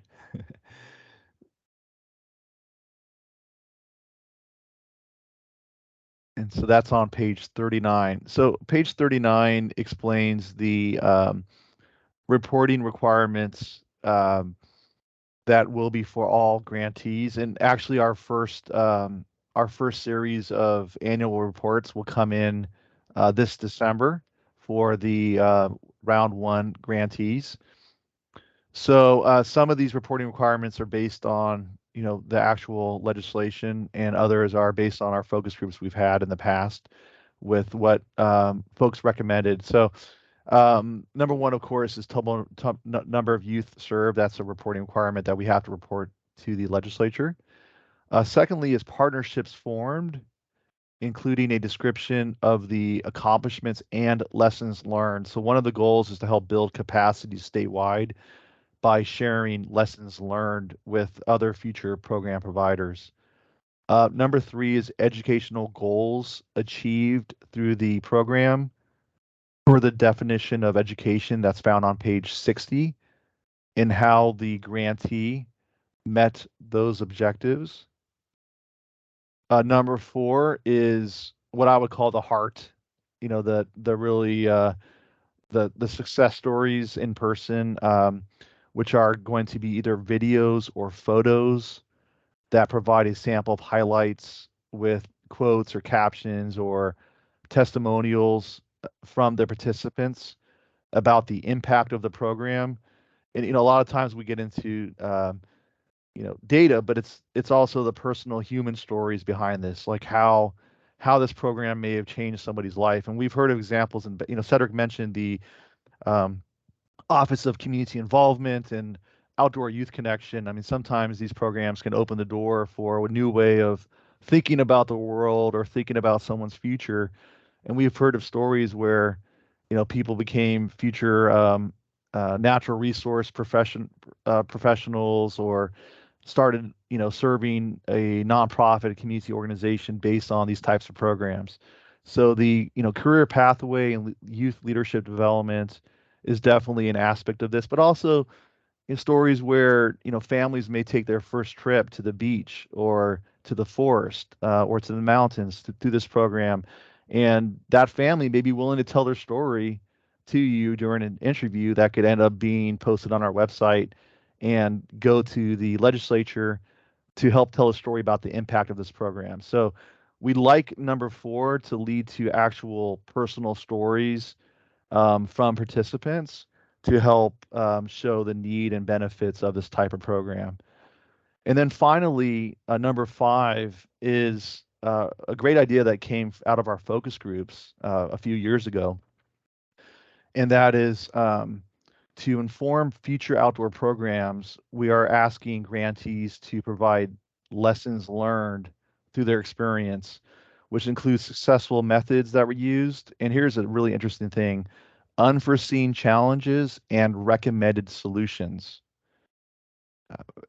And the goal is to provide the solutions online to help build capacity statewide for future program providers.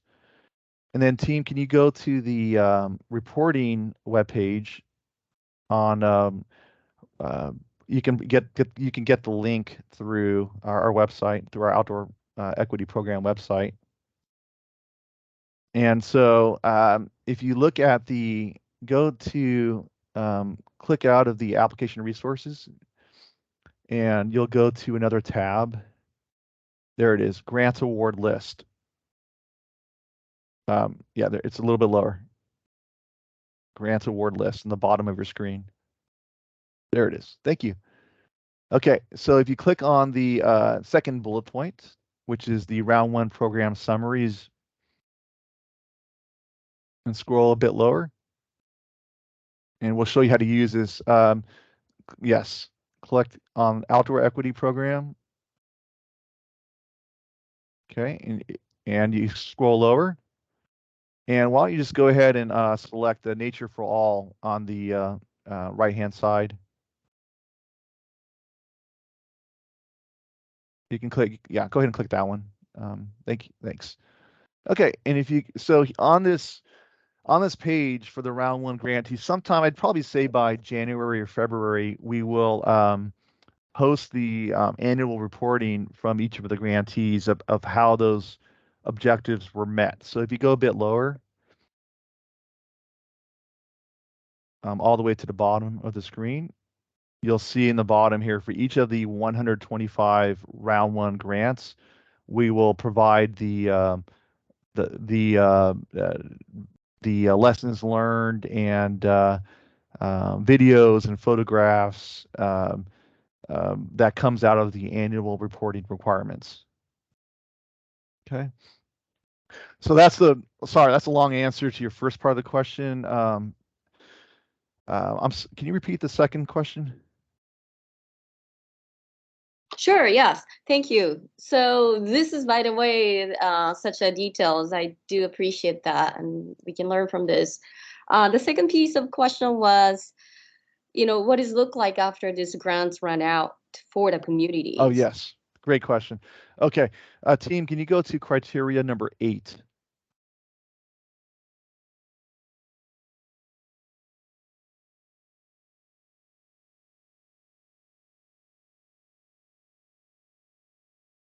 Okay, so under criteria number 8, this is an option for applicants and grantees. Option A is to provide a plan to basically mentor youth after the grant performance period expires. So when the funding is gone, is there still a plan by the applicant to mentor youth?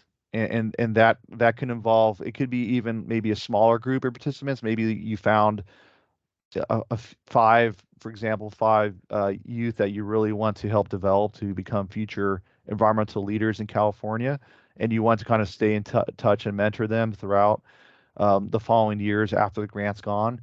That is here to help that spirit. Or the applicants can explain why it's not possible once the funds expire.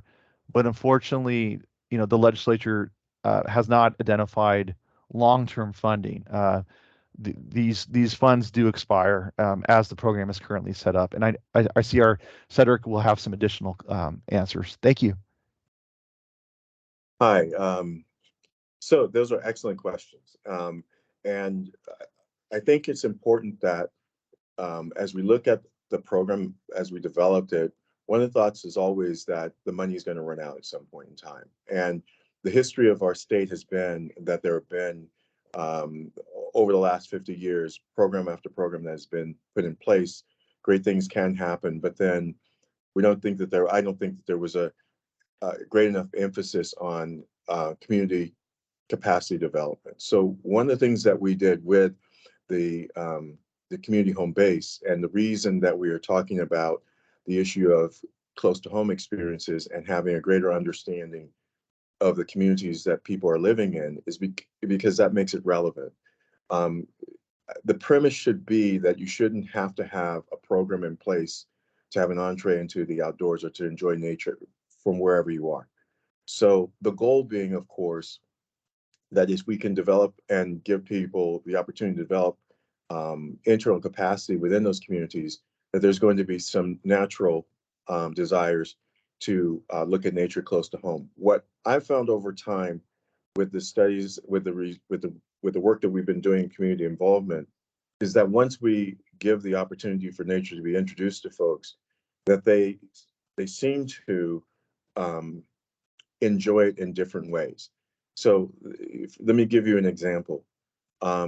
With our Outdoor Youth Connection program, we've trained over 3,000 youth, and roughly 10% of them will come back as veterans in our program the next year or the year after. And one of the things that we ask those who have graduated from our program in the past is whether or not they're utilizing nature and are participating in outdoor activities at a greater level than what they were before. And in many cases, almost all the cases, the answer is yes, that they are. And examples of that may not be in tune with what we thought the answer might be. For example, if the question is, are you now going to Yosemite, or are you going to places that are far off?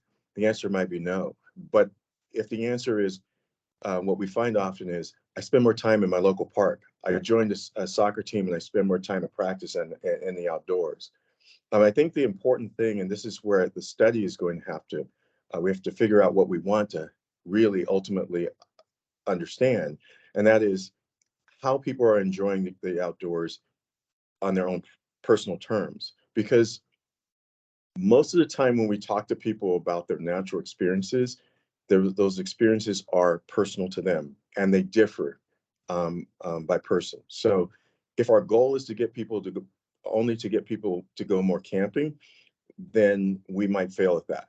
But if our goal is to have people to connect with nature and under their own terms, and these experiences give them new entrees into that, then we can have an enormously successful program. So it's the questions we ask and ultimately what people want to have happen that are going to determine whether or not we'll see success in the long term. I think that we increase the opportunity for success by making it relevant and making it home. And what we find is that it doesn't have to be a terribly expensive connection to nature, that it can be something as simple as people getting in their car and going to a beach, going to their local park and utilizing it more. And ultimately, the far off experiences are really important, but I'll give you an example, in my own personal life. I live 2 hours from Yosemite, and I never visited the park until I was in my 40s. But I spent a great deal of time in my local parks. I spent a great deal of time in parks that were nearer to my community, and ultimately drew a long-term affinity for the outdoors.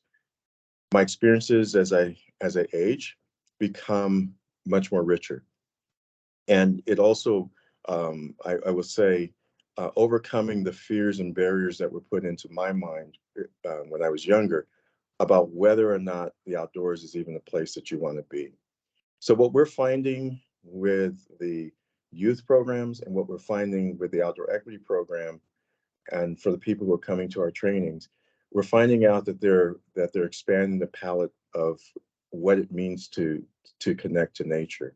So those are some of the things that we're currently doing. Now, to the idea of what happens when the money is gone, we truly believe that based on what I'm seeing here, is that organizations will begin to provide services that blend in nature as part of that. And let me give you an example. So you may have a nonprofit organization that provides social services to the community. And if you notice, we only work with public agencies and nonprofit organizations. And in the case of public agencies that were providing local services that were more indoor related, what we're finding is that they're now blending into their programming outdoor recreation opportunities because they're finding that the messaging and the services that they are providing are a richer experience when you include nature in that. So we're seeing multiple ways in which nature becomes relevant. It becomes relevant to people who are living in those communities. By having good experiences, they may want greater experiences, but we shouldn't at the end of this have to have another program. And by the end of this, I'm not talking about in a year or two, but down the road, we shouldn't have to have multiple programs that people have to go through in order to have a greater connection to the natural world. It is theirs. And we have to figure out how we can let people know, understand, appreciate, and access that. One last thing I will mention on the area of access. We as a state and as an administration have really put forth a great deal of effort of making sure that the barriers that kept people out are being broken down. And that includes price, that includes awareness, that includes all these things that we're currently doing. The Governor and First Partner have made it their priority to make certain that people have those connections to the natural world. And we're all going to do whatever we can to establish a platform and a foundation that doesn't look at nature as something that should be done, but it's a natural part of our world, and people should have a natural inclination to partake in it on their own terms whenever they choose. So those are some of the things that are happening. There's a long road to go, but I think because of the first preliminary results we're seeing, and I think there's great promise for this program. And then I will say finally that certainly we need more years of experience in order to make certain that something is grounded in our state's psyche. And my hope, and I think the hope of all who are participating in this, is that by having a successful round, 2 rounds, 3 rounds, or however many we can get, that will show that investing in people and investing in communities is a great way in order for us to meet the longer term goals of having a world that has a higher quality of life. And then that also looks beyond nature as the only end result, but also looks at how it can heal and how it can bring people together, how we can have a social agenda attached to our environmental agendas also. So I hope that, I know I kind of went long-winded on it, but I hope that it gives you an idea of where we're thinking.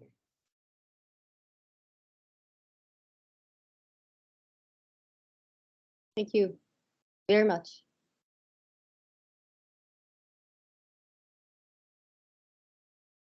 And I'll address Amanda's question. It's a really fair question. Amanda asked if there was thank you, Cedric. Amanda asked if there's a difference in the application process between round 1 and 2, and what was learned from the focus groups. Hope that the application itself would be more streamlined, but it looks cumbersome. So I definitely appreciate that. I mean, Amanda, seriously, we could probably create an application guide that's like 4 pages and just says, describe your proposed program, and we just have extremely loose and vague and broad criteria.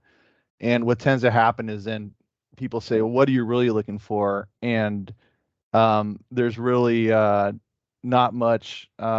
Then we end up with underground regulations, and we kind of create rules that are not transparent to applicants. So while these guidelines are detailed, they definitely are not short of explaining, what the state is looking for in terms of meeting the intent of the program and how to be competitive. So there is more reading involved, there are more details involved, but we can answer the vast majority of your questions of what the state is looking for by taking you to a specific page and a specific criteria or a definition or technical assistance to help really streamline your understanding of how to be competitive. So we really, our team looks forward to, again, answering your questions throughout the application process. If there's anything that's not clear, we would look forward to making that clear for you. But our team spent months internally going through the experience of reviewing 400 applications from round one and asking ourselves, like, where did some applicants miss the boat? Where were some applicants not competitive, and how can we make that further streamlined or clear for applicants of what exactly is the state looking for this criteria? And so our effort really is on clarity, so that we have a fair process for you.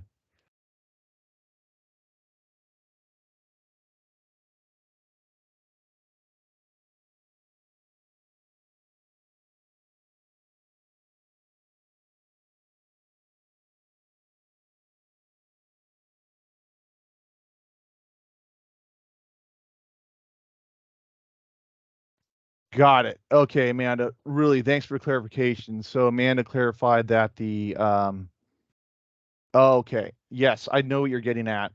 So the application guidelines are, detailed and very helpful, but it's really about the online application itself. Okay, great. Kyle, or who's doing the screen share, if you could please, let's do a quick tour of the changes in the online application system. I will tell you what our team identified as the number one thing to fix is this is the first time we used the online system, and we actually created a technical issue that we were unaware what the outcome would be, but it's actually something that we fixed for round two. What happened in round one in the online system, Amanda and everyone else, is within the text fields, we actually added some Excel spreadsheet columns. And what had happened is when applicants copied and pasted a response into an Excel column in the text box, it basically created an issue for applicants because of how Excel spreadsheets work. So we revised the online system to get rid of Excel spreadsheets that were added into the text box. So Kyle, let's go to criteria number 3.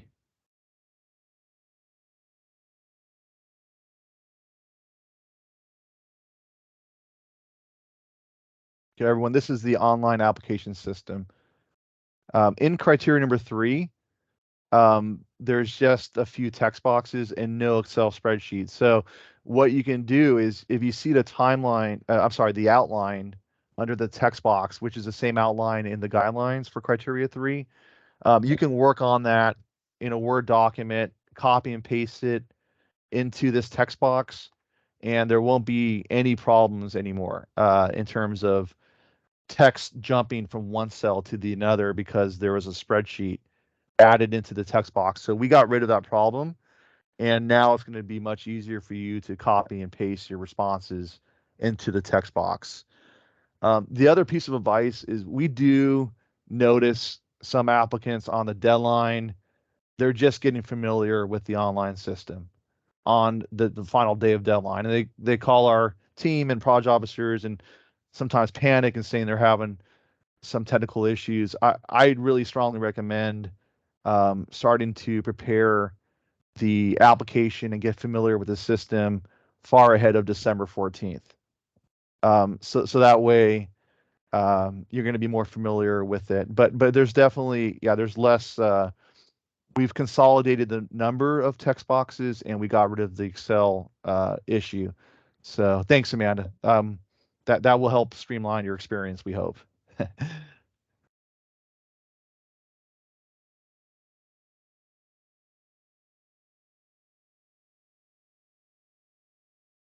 Okay.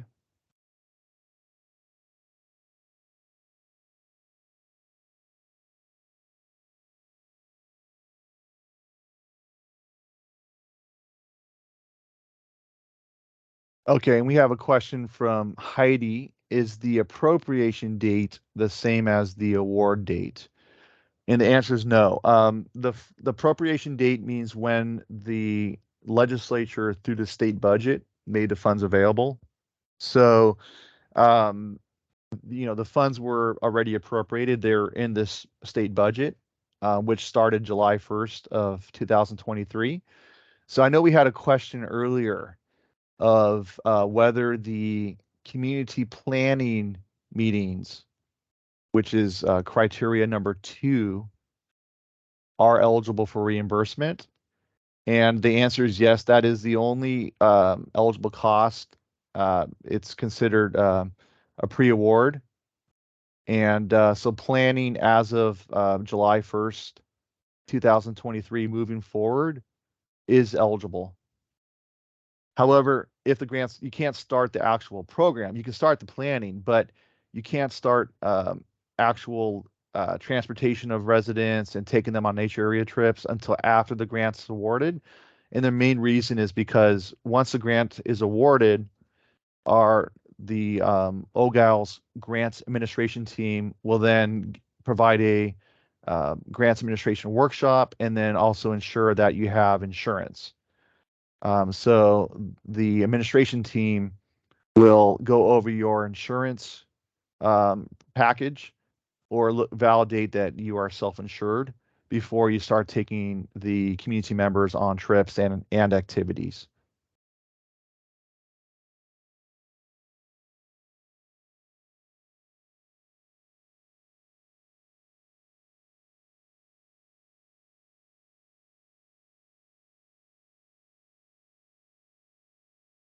Okay. Any other questions?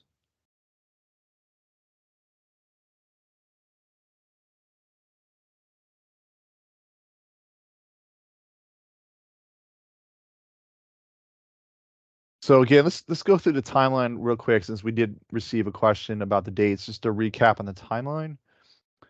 Thank you so much. That was quick.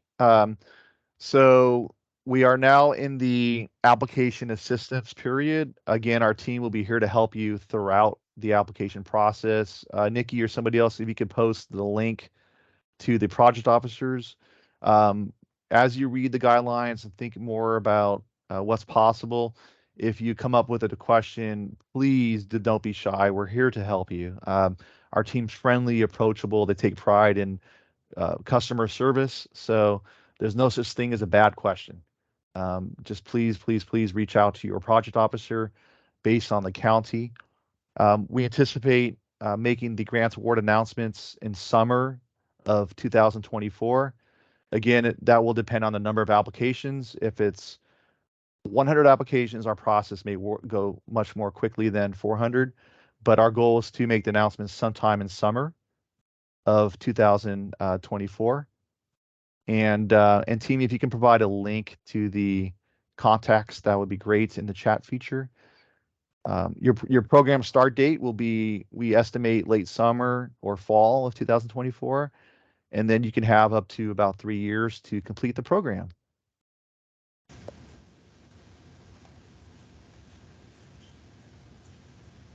And now on your screen, you'll see that we have our contacts on the board. Please contact the person on the left side, which is the green column. That's your application pre-award project officer. For example, if your community home base will be in Alameda, then your contact will be Julianne Coronado. If your application is in Alpine, it would be Nikki Lambert.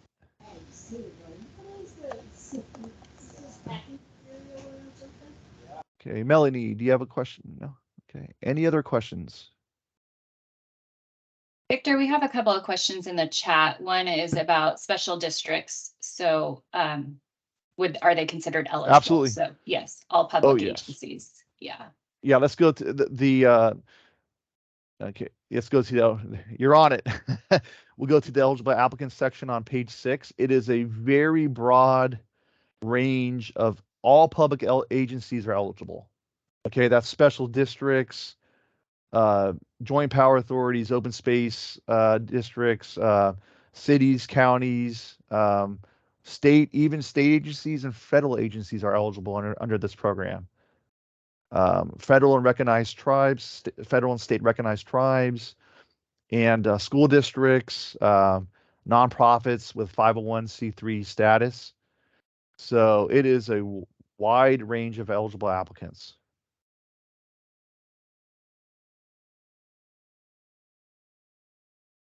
Okay, the question is San Diego gated communities. Good question. So the applicant would still have to be an eligible applicant. So it cannot be like let's say a private developer owner of a gated community that's like a private business. That would not be an eligible applicant. It has to be either a public agency or a nonprofit with 501c3 status. In terms of establishing your home base in a gated community, I would say reach out to your project officer for the pre-award application and send some more information about the district and the gated community. And we would just look at public access and how the gated community kind of works and who you're planning on serving. But a special district that is, a public agency is eligible. Thank you. And Vic, we have another question in the chat that if we could speak to how long approximate start date and funding arrival looks like. So they were awarded and approved for the grant in May of 2022 for round 1, but didn't get their funding until January of 2023. Even though in 2022 summer programming was included in the grant. So it was a financial hardship to wait for the reimbursement. Natalie, I can address that. Okay. Last year, and it wasn't just this program, it was all programs that we had. The state went through a change in in the way that it sends out and enters into contracts. And a lot of that it was unusually long. There were a couple of things with this particular program. One was making sure all of the insurances were in place and all of that, but we couldn't enter into a contract because we weren't given the authority until later. So part of the problem, I think, was system wide, and it was general fund grants. It was a number of things that were unusual. So our hope is that would not happen again. Usually it's a 3-month or so process in getting the authority to actually cut checks and enter into contracts. But it was an unusual year this last year, and we hope that doesn't happen again. But it wasn't just state parks. It was a number of different agencies were having a similar issue.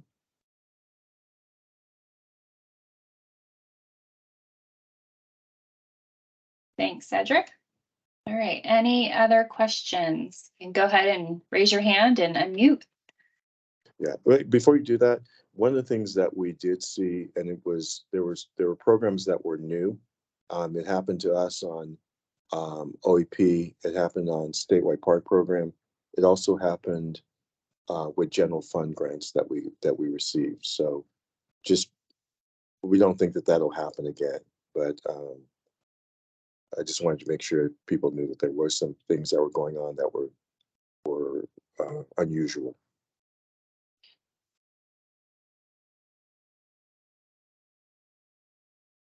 Great, thank you, Cedric. Yeah, so basically, the anticipation is because this program is now established and it's round 2, that things will go far more quickly once grants are awarded in terms of the transition to your grants administration workshop and receiving a grant agreement. So great. It should go more quickly this time in round 2. Thanks, Cedric.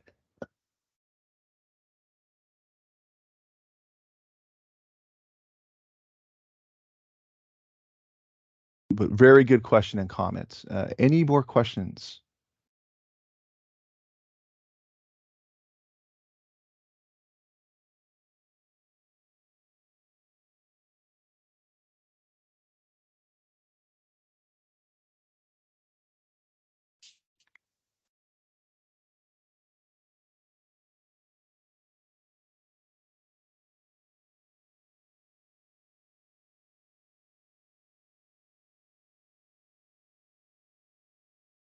Okay, we're still ahead of schedule, so we will stay for 5 more minutes if you have another question. Other than that, if we don't have more questions, we'll close the workshop at 11:47.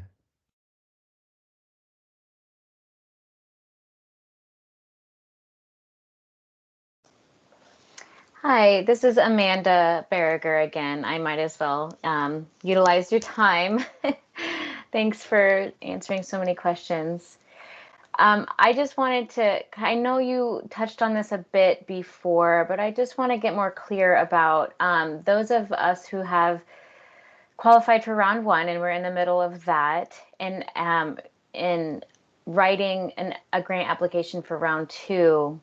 What I'm understanding in regards to what can be funded is we don't want to write a grant for the same things we're doing if they're already funded. So if we were to write a round 2 grant, we should try to include other aspects of programming that is not funded yet by OEP. Is that correct? That's correct. Great. Yeah, great question. Let's go back to criteria 1B. And that, Amanda, thanks so much for your question.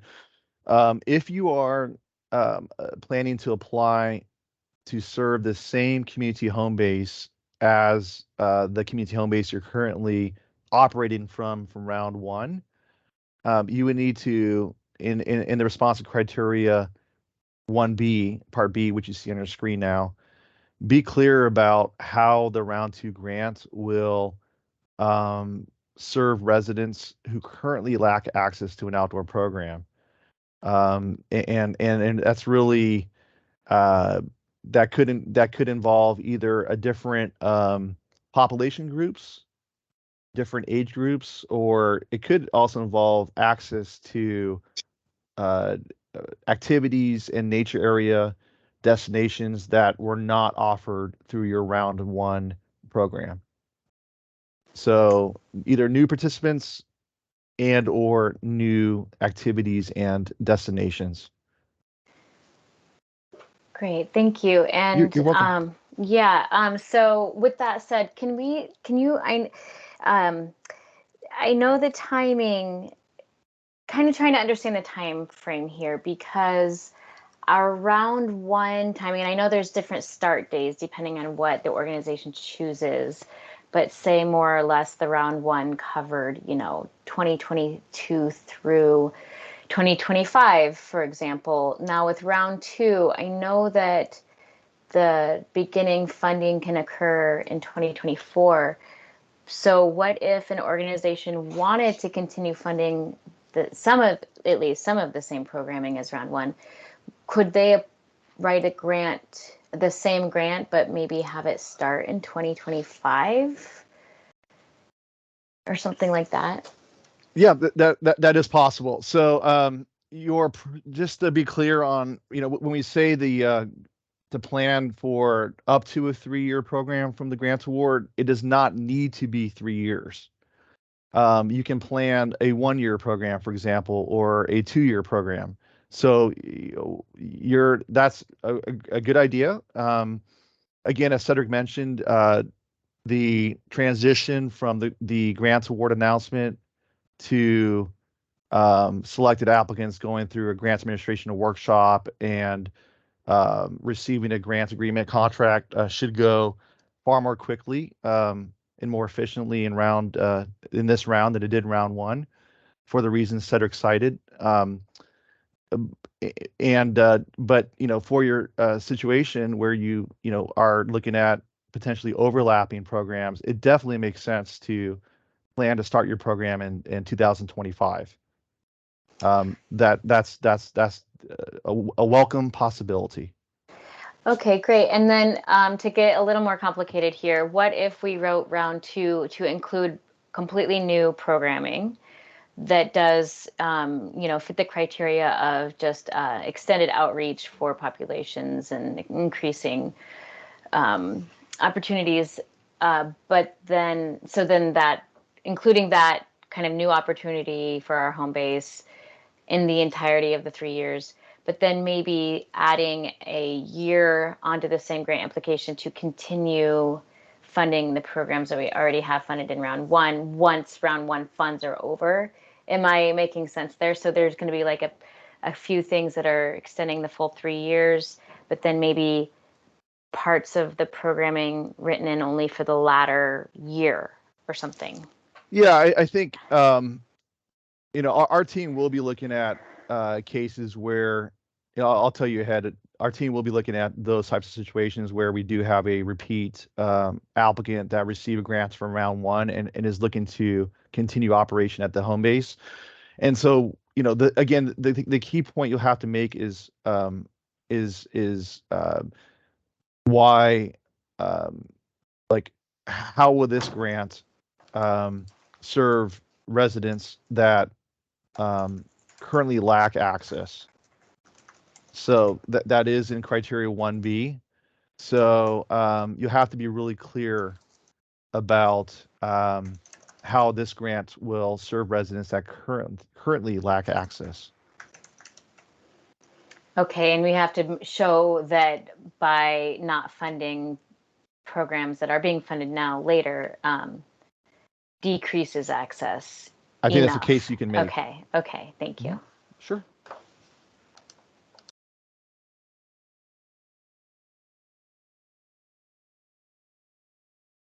Cedric, did you have a comment? No, I'm sorry. I didn't. It's going in and out on my phone. Sorry. Okay, thanks, Cedric. Hello, Victor. This is Terry Blader from the city of Santa Rosa. I have a question for you. Sure. In trying to determine the best location for a community home base, which criteria are most defining? The median household income, or people in poverty, or some other criteria? Great and good question. So we're on the right page already. So thanks, Terry. So if you look at the scoring rubric for the home base, there's data driven, which is part A, and you'll see that what the way this will work is the median house income from your fact finder report generated at the community home base will be placed on a statewide list. And it's there's a point range of from 5 to 1 points based on the lowest income, and which is we don't know where that would end up based on a statewide competition, but that's 5 points, up to 5 points for the number of people in poverty. So what could happen is in some very like in the Bay Area, there may be a higher median house income, but also a higher number of people in poverty than, let's say, a rural area in, I don't know, this in Imperial County or up north.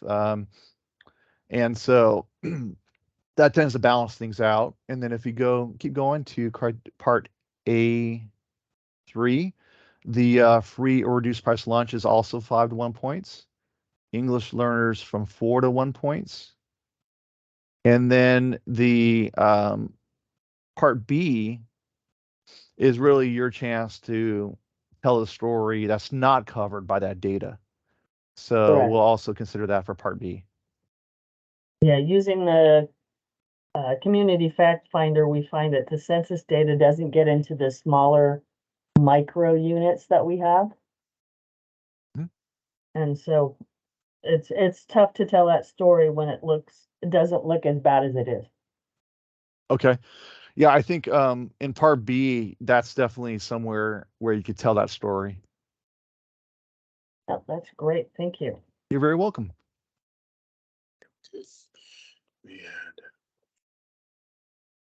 And then we have a question from Janice. Could our program run 2 different iterations? Can you please clarify?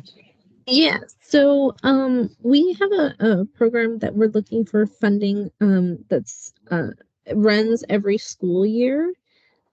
So with this grant, would we be able to apply for multiple school years, like if we did it for 2 years, but it would be 2 different groups of about the same demographic? It's always, 6th graders in the community. Would we be able to ask for funding for 2 years of our program, or would Yes, it you have to can. be?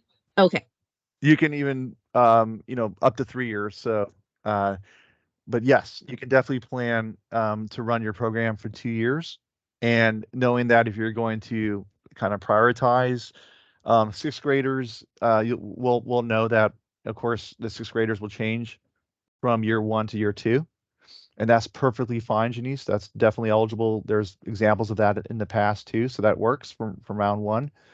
Also, if team, can you go to criteria 3 in the scoring rubric? I do want to, for folks that are either school districts or planning on partnering with school districts, just make sure that, while youth like 6th graders can be the primary group of participants, you want to look at number 7.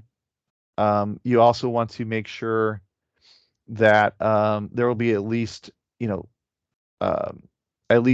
one or a few activities that will be for different age groups, like families or multi-generational. Because if you go a bit lower in the scoring rubric, and this is both for activities in the community and nature area trips, you see the yes, no section. That's a 2-point difference. And one of the things that we haven't said yet is we recommend not leaving points on the table. So I'd recommend that, if you are going to work with sixth graders, I recommend you have at least one activity that would include multi-generational residents like families or older adults, and to make sure you get those 2 points. Okay, thank you. You're very welcome.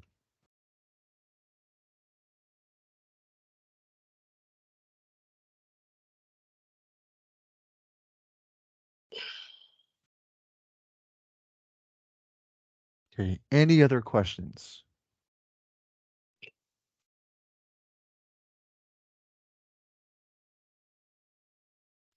Stacia. So I'm just wondering, like, as far as a competitive grant application, and we're talking about labor costs, what do you look at as far as like what percentage of the grant? Like, do you have a tip on that as far as if it, like, how much looks more like appealing to the grant application? Okay. Yeah. Also a really very good question. This is a operational program. It doesn't fund, of course, like land construction of buildings or the purchase of real estate property. So this is an operational program. So we understand, you need people to operate the program, which comes with the cost. So there is no percentage of the grant that is a threshold for how much can go to labor versus how much can go towards transportation costs to the nature areas or the purchase of equipment or lodging. It is flexible for you, but we do understand that labor is a key for this program. Also, team, can you go to the grant scope cost estimate form? And, one of the changes between round 1 and round 2 is that we've really simplified your cost estimate. In this case, you're just going to give us a lump sum total cost estimate for each activity in the community, which is based on your response to criteria 3 on page 21. and each nature area trip destination, which is based on your response to criteria 4 on page 23. In the application, you're just going to give us your lump sum cost estimate to make that trip happen or make that activity happen, which involves everything between labor, between transportation, equipment, supplies, entrance fees. All those things are rolled into one lump sum cost. So unlike round 1, we are not asking for that detail anymore in round 2. Thank you. You're very welcome.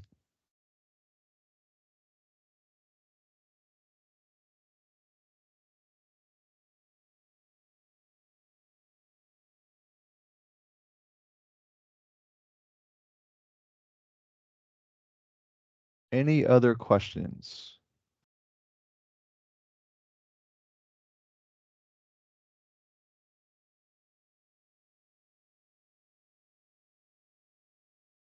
Okay, we will stay for 5 more minutes and continue this workshop if there's still questions. Otherwise, we will close at 12:04. Great questions so far.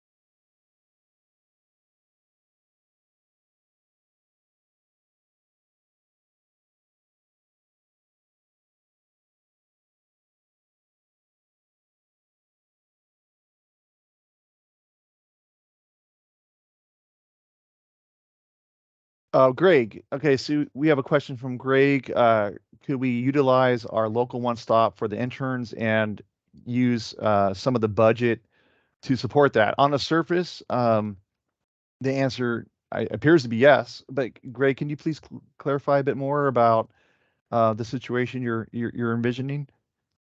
If you could unmute yourself or. So can you hear me? Yes, Greg.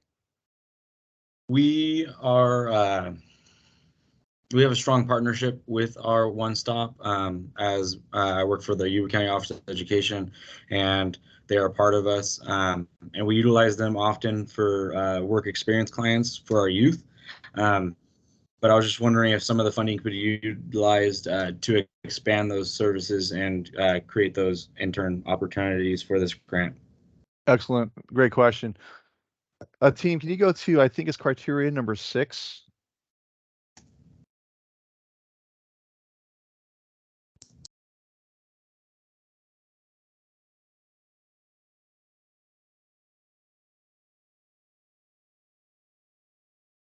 Okay, here we are. Okay, so for criteria number 6, so the key, Greg, is that if you look at that's basically the top paragraph, that's kind of like the high level goal of the internships.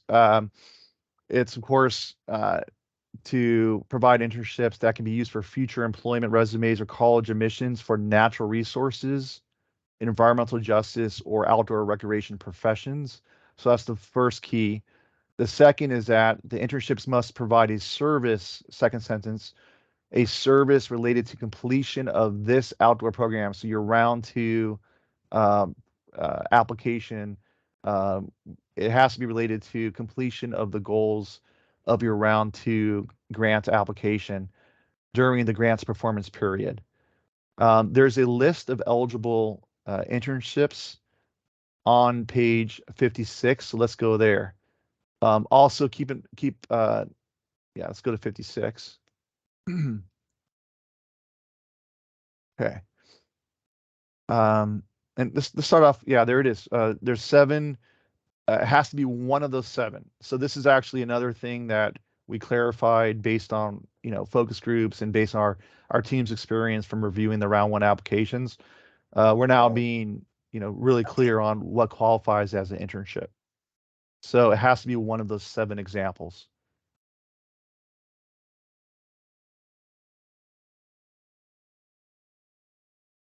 Does that help, Greg, or?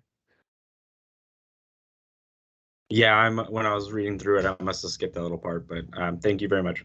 Oh, it's fine. Yeah, I mean, the goal today is just to get your feet wet and get you more, know how to navigate through the application guide and where to find information. But definitely, there's a lot of information in here that will help, give you ideas and examples. So we definitely encourage you all to not just review the grant selection criteria, but also the technical assistance section of the criteria, because it gives you a lot of additional guidance and ideas. You may find some ideas that can lead to a more robust program in there. Okay, and we have a question from Amanda about the grant performance periods. The question from Amanda is, if an organization decides to start later than summer 2024, are there defined performance periods, or is that something still being determined? So for this round 2, the key is you don't want to plan to start your programming with participants until at the earliest would be summer 2024. And that would be based on, our department making the grant award announcement sometime in possibly early summer. And then there's a transfer where OGAL's grants administration will then, welcome you to a grants administration workshop. And after you receive the workshop, there will be also a review of your insurance requirements. And then the grants administration team will send you the grant agreement. That whole process could take, 2 to 3 months before the contracts are encumbered, roughly. So it's unlikely that your program would start as early as summer, but it may be possible.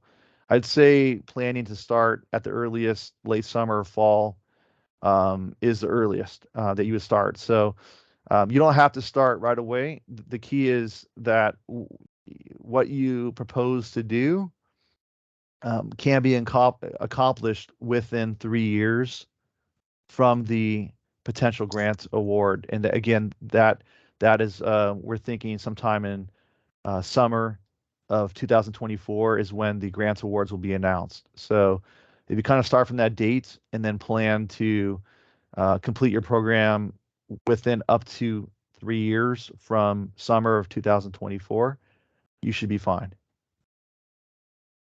Does that help, Amanda? Or yes. Okay. But I guess also just to continue on that is that if our organization, instead, just to give us that cushion where we don't rely on anything for as early as summer or fall 2024, just in case. Absolutely. Is there another sort of period of time that we could begin, like say we wrote the grant for beginning spring 2025 and then wrote our grant to continue through, the end of 2027 or something like that? Is that reasonable, or are there just different timeframes that an organization can sign up for, I guess you could say? Because I know that happened in the round 1. There were 2 different start dates for grants. Correct. Yeah. The start date for this round 2 is we already know that, well, the funds are already appropriated. So in the case of round one, some of the money was appropriated when we started the program, and then additional funds became available. So that was all. That's why there were two different start dates. In this case, it's safe to assume that, I mean, the grant performance period is the funds already appropriated, so we're already looking at July of 2023. So, uh, Amanda, like, it makes perfect sense for you to plan to, start in start your program at the grants awarded sometime in 2025. But I'd recommend planning to complete the program by spring of 2027. Okay, thank you. That's really helpful. And that is a difference between round one that isn't the case now. So that makes more sense. That's correct. Thank you.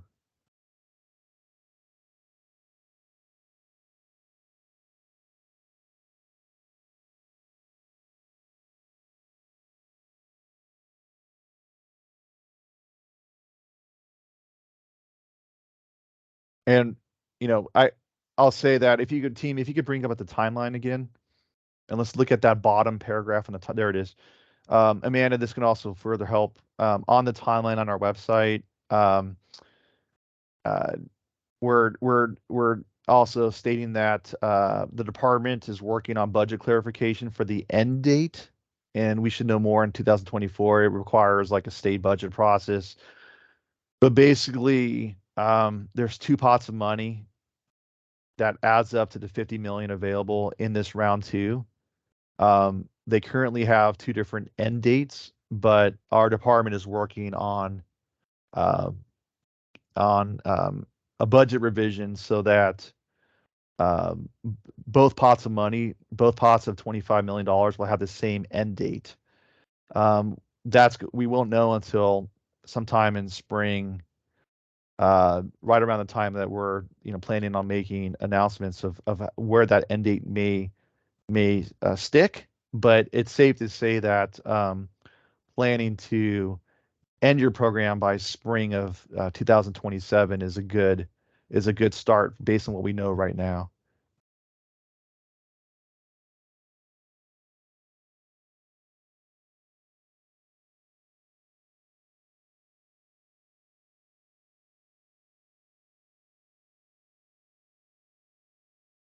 Okay, any more questions?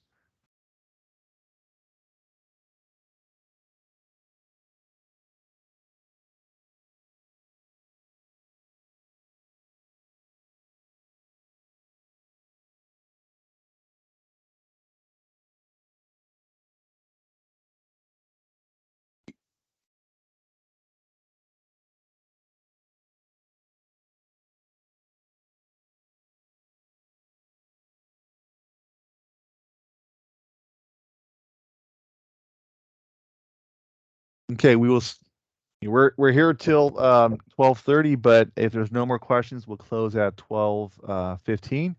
But if you continue with these great questions, we'll continue answering them today. So we'll leave it up to you if you have more questions. Otherwise, we'll close at 12:15.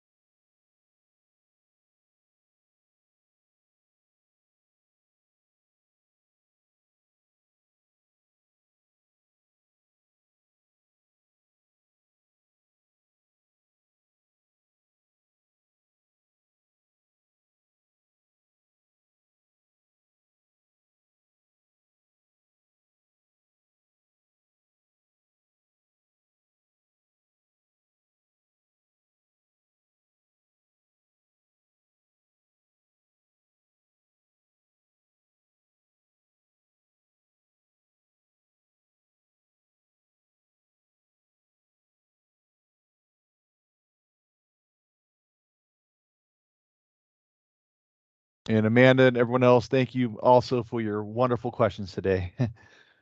Any more questions? We got 3 more minutes, or else we'll extend if there's more questions. Any more questions?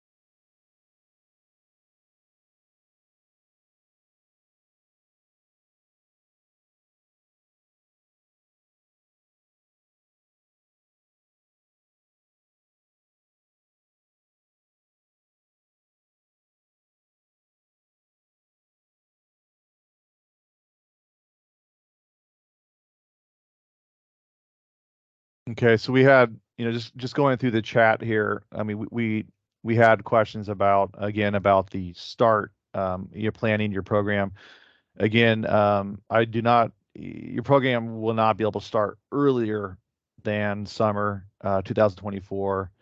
Fall 2024 may be more realistic. And as Amanda's noting, you could, of course, plan to start your program in 2025. Again, the key is to plan to complete your program by spring of 2027 based on the budget information that we currently have available. Okay. All right. Well, looks like there's no more questions. So we will close the workshop. Again, everyone, thank you so much for your participation, and we look forward to your ongoing questions all the way through December 14th. Team, please stop the recording, and thank you very much, everyone.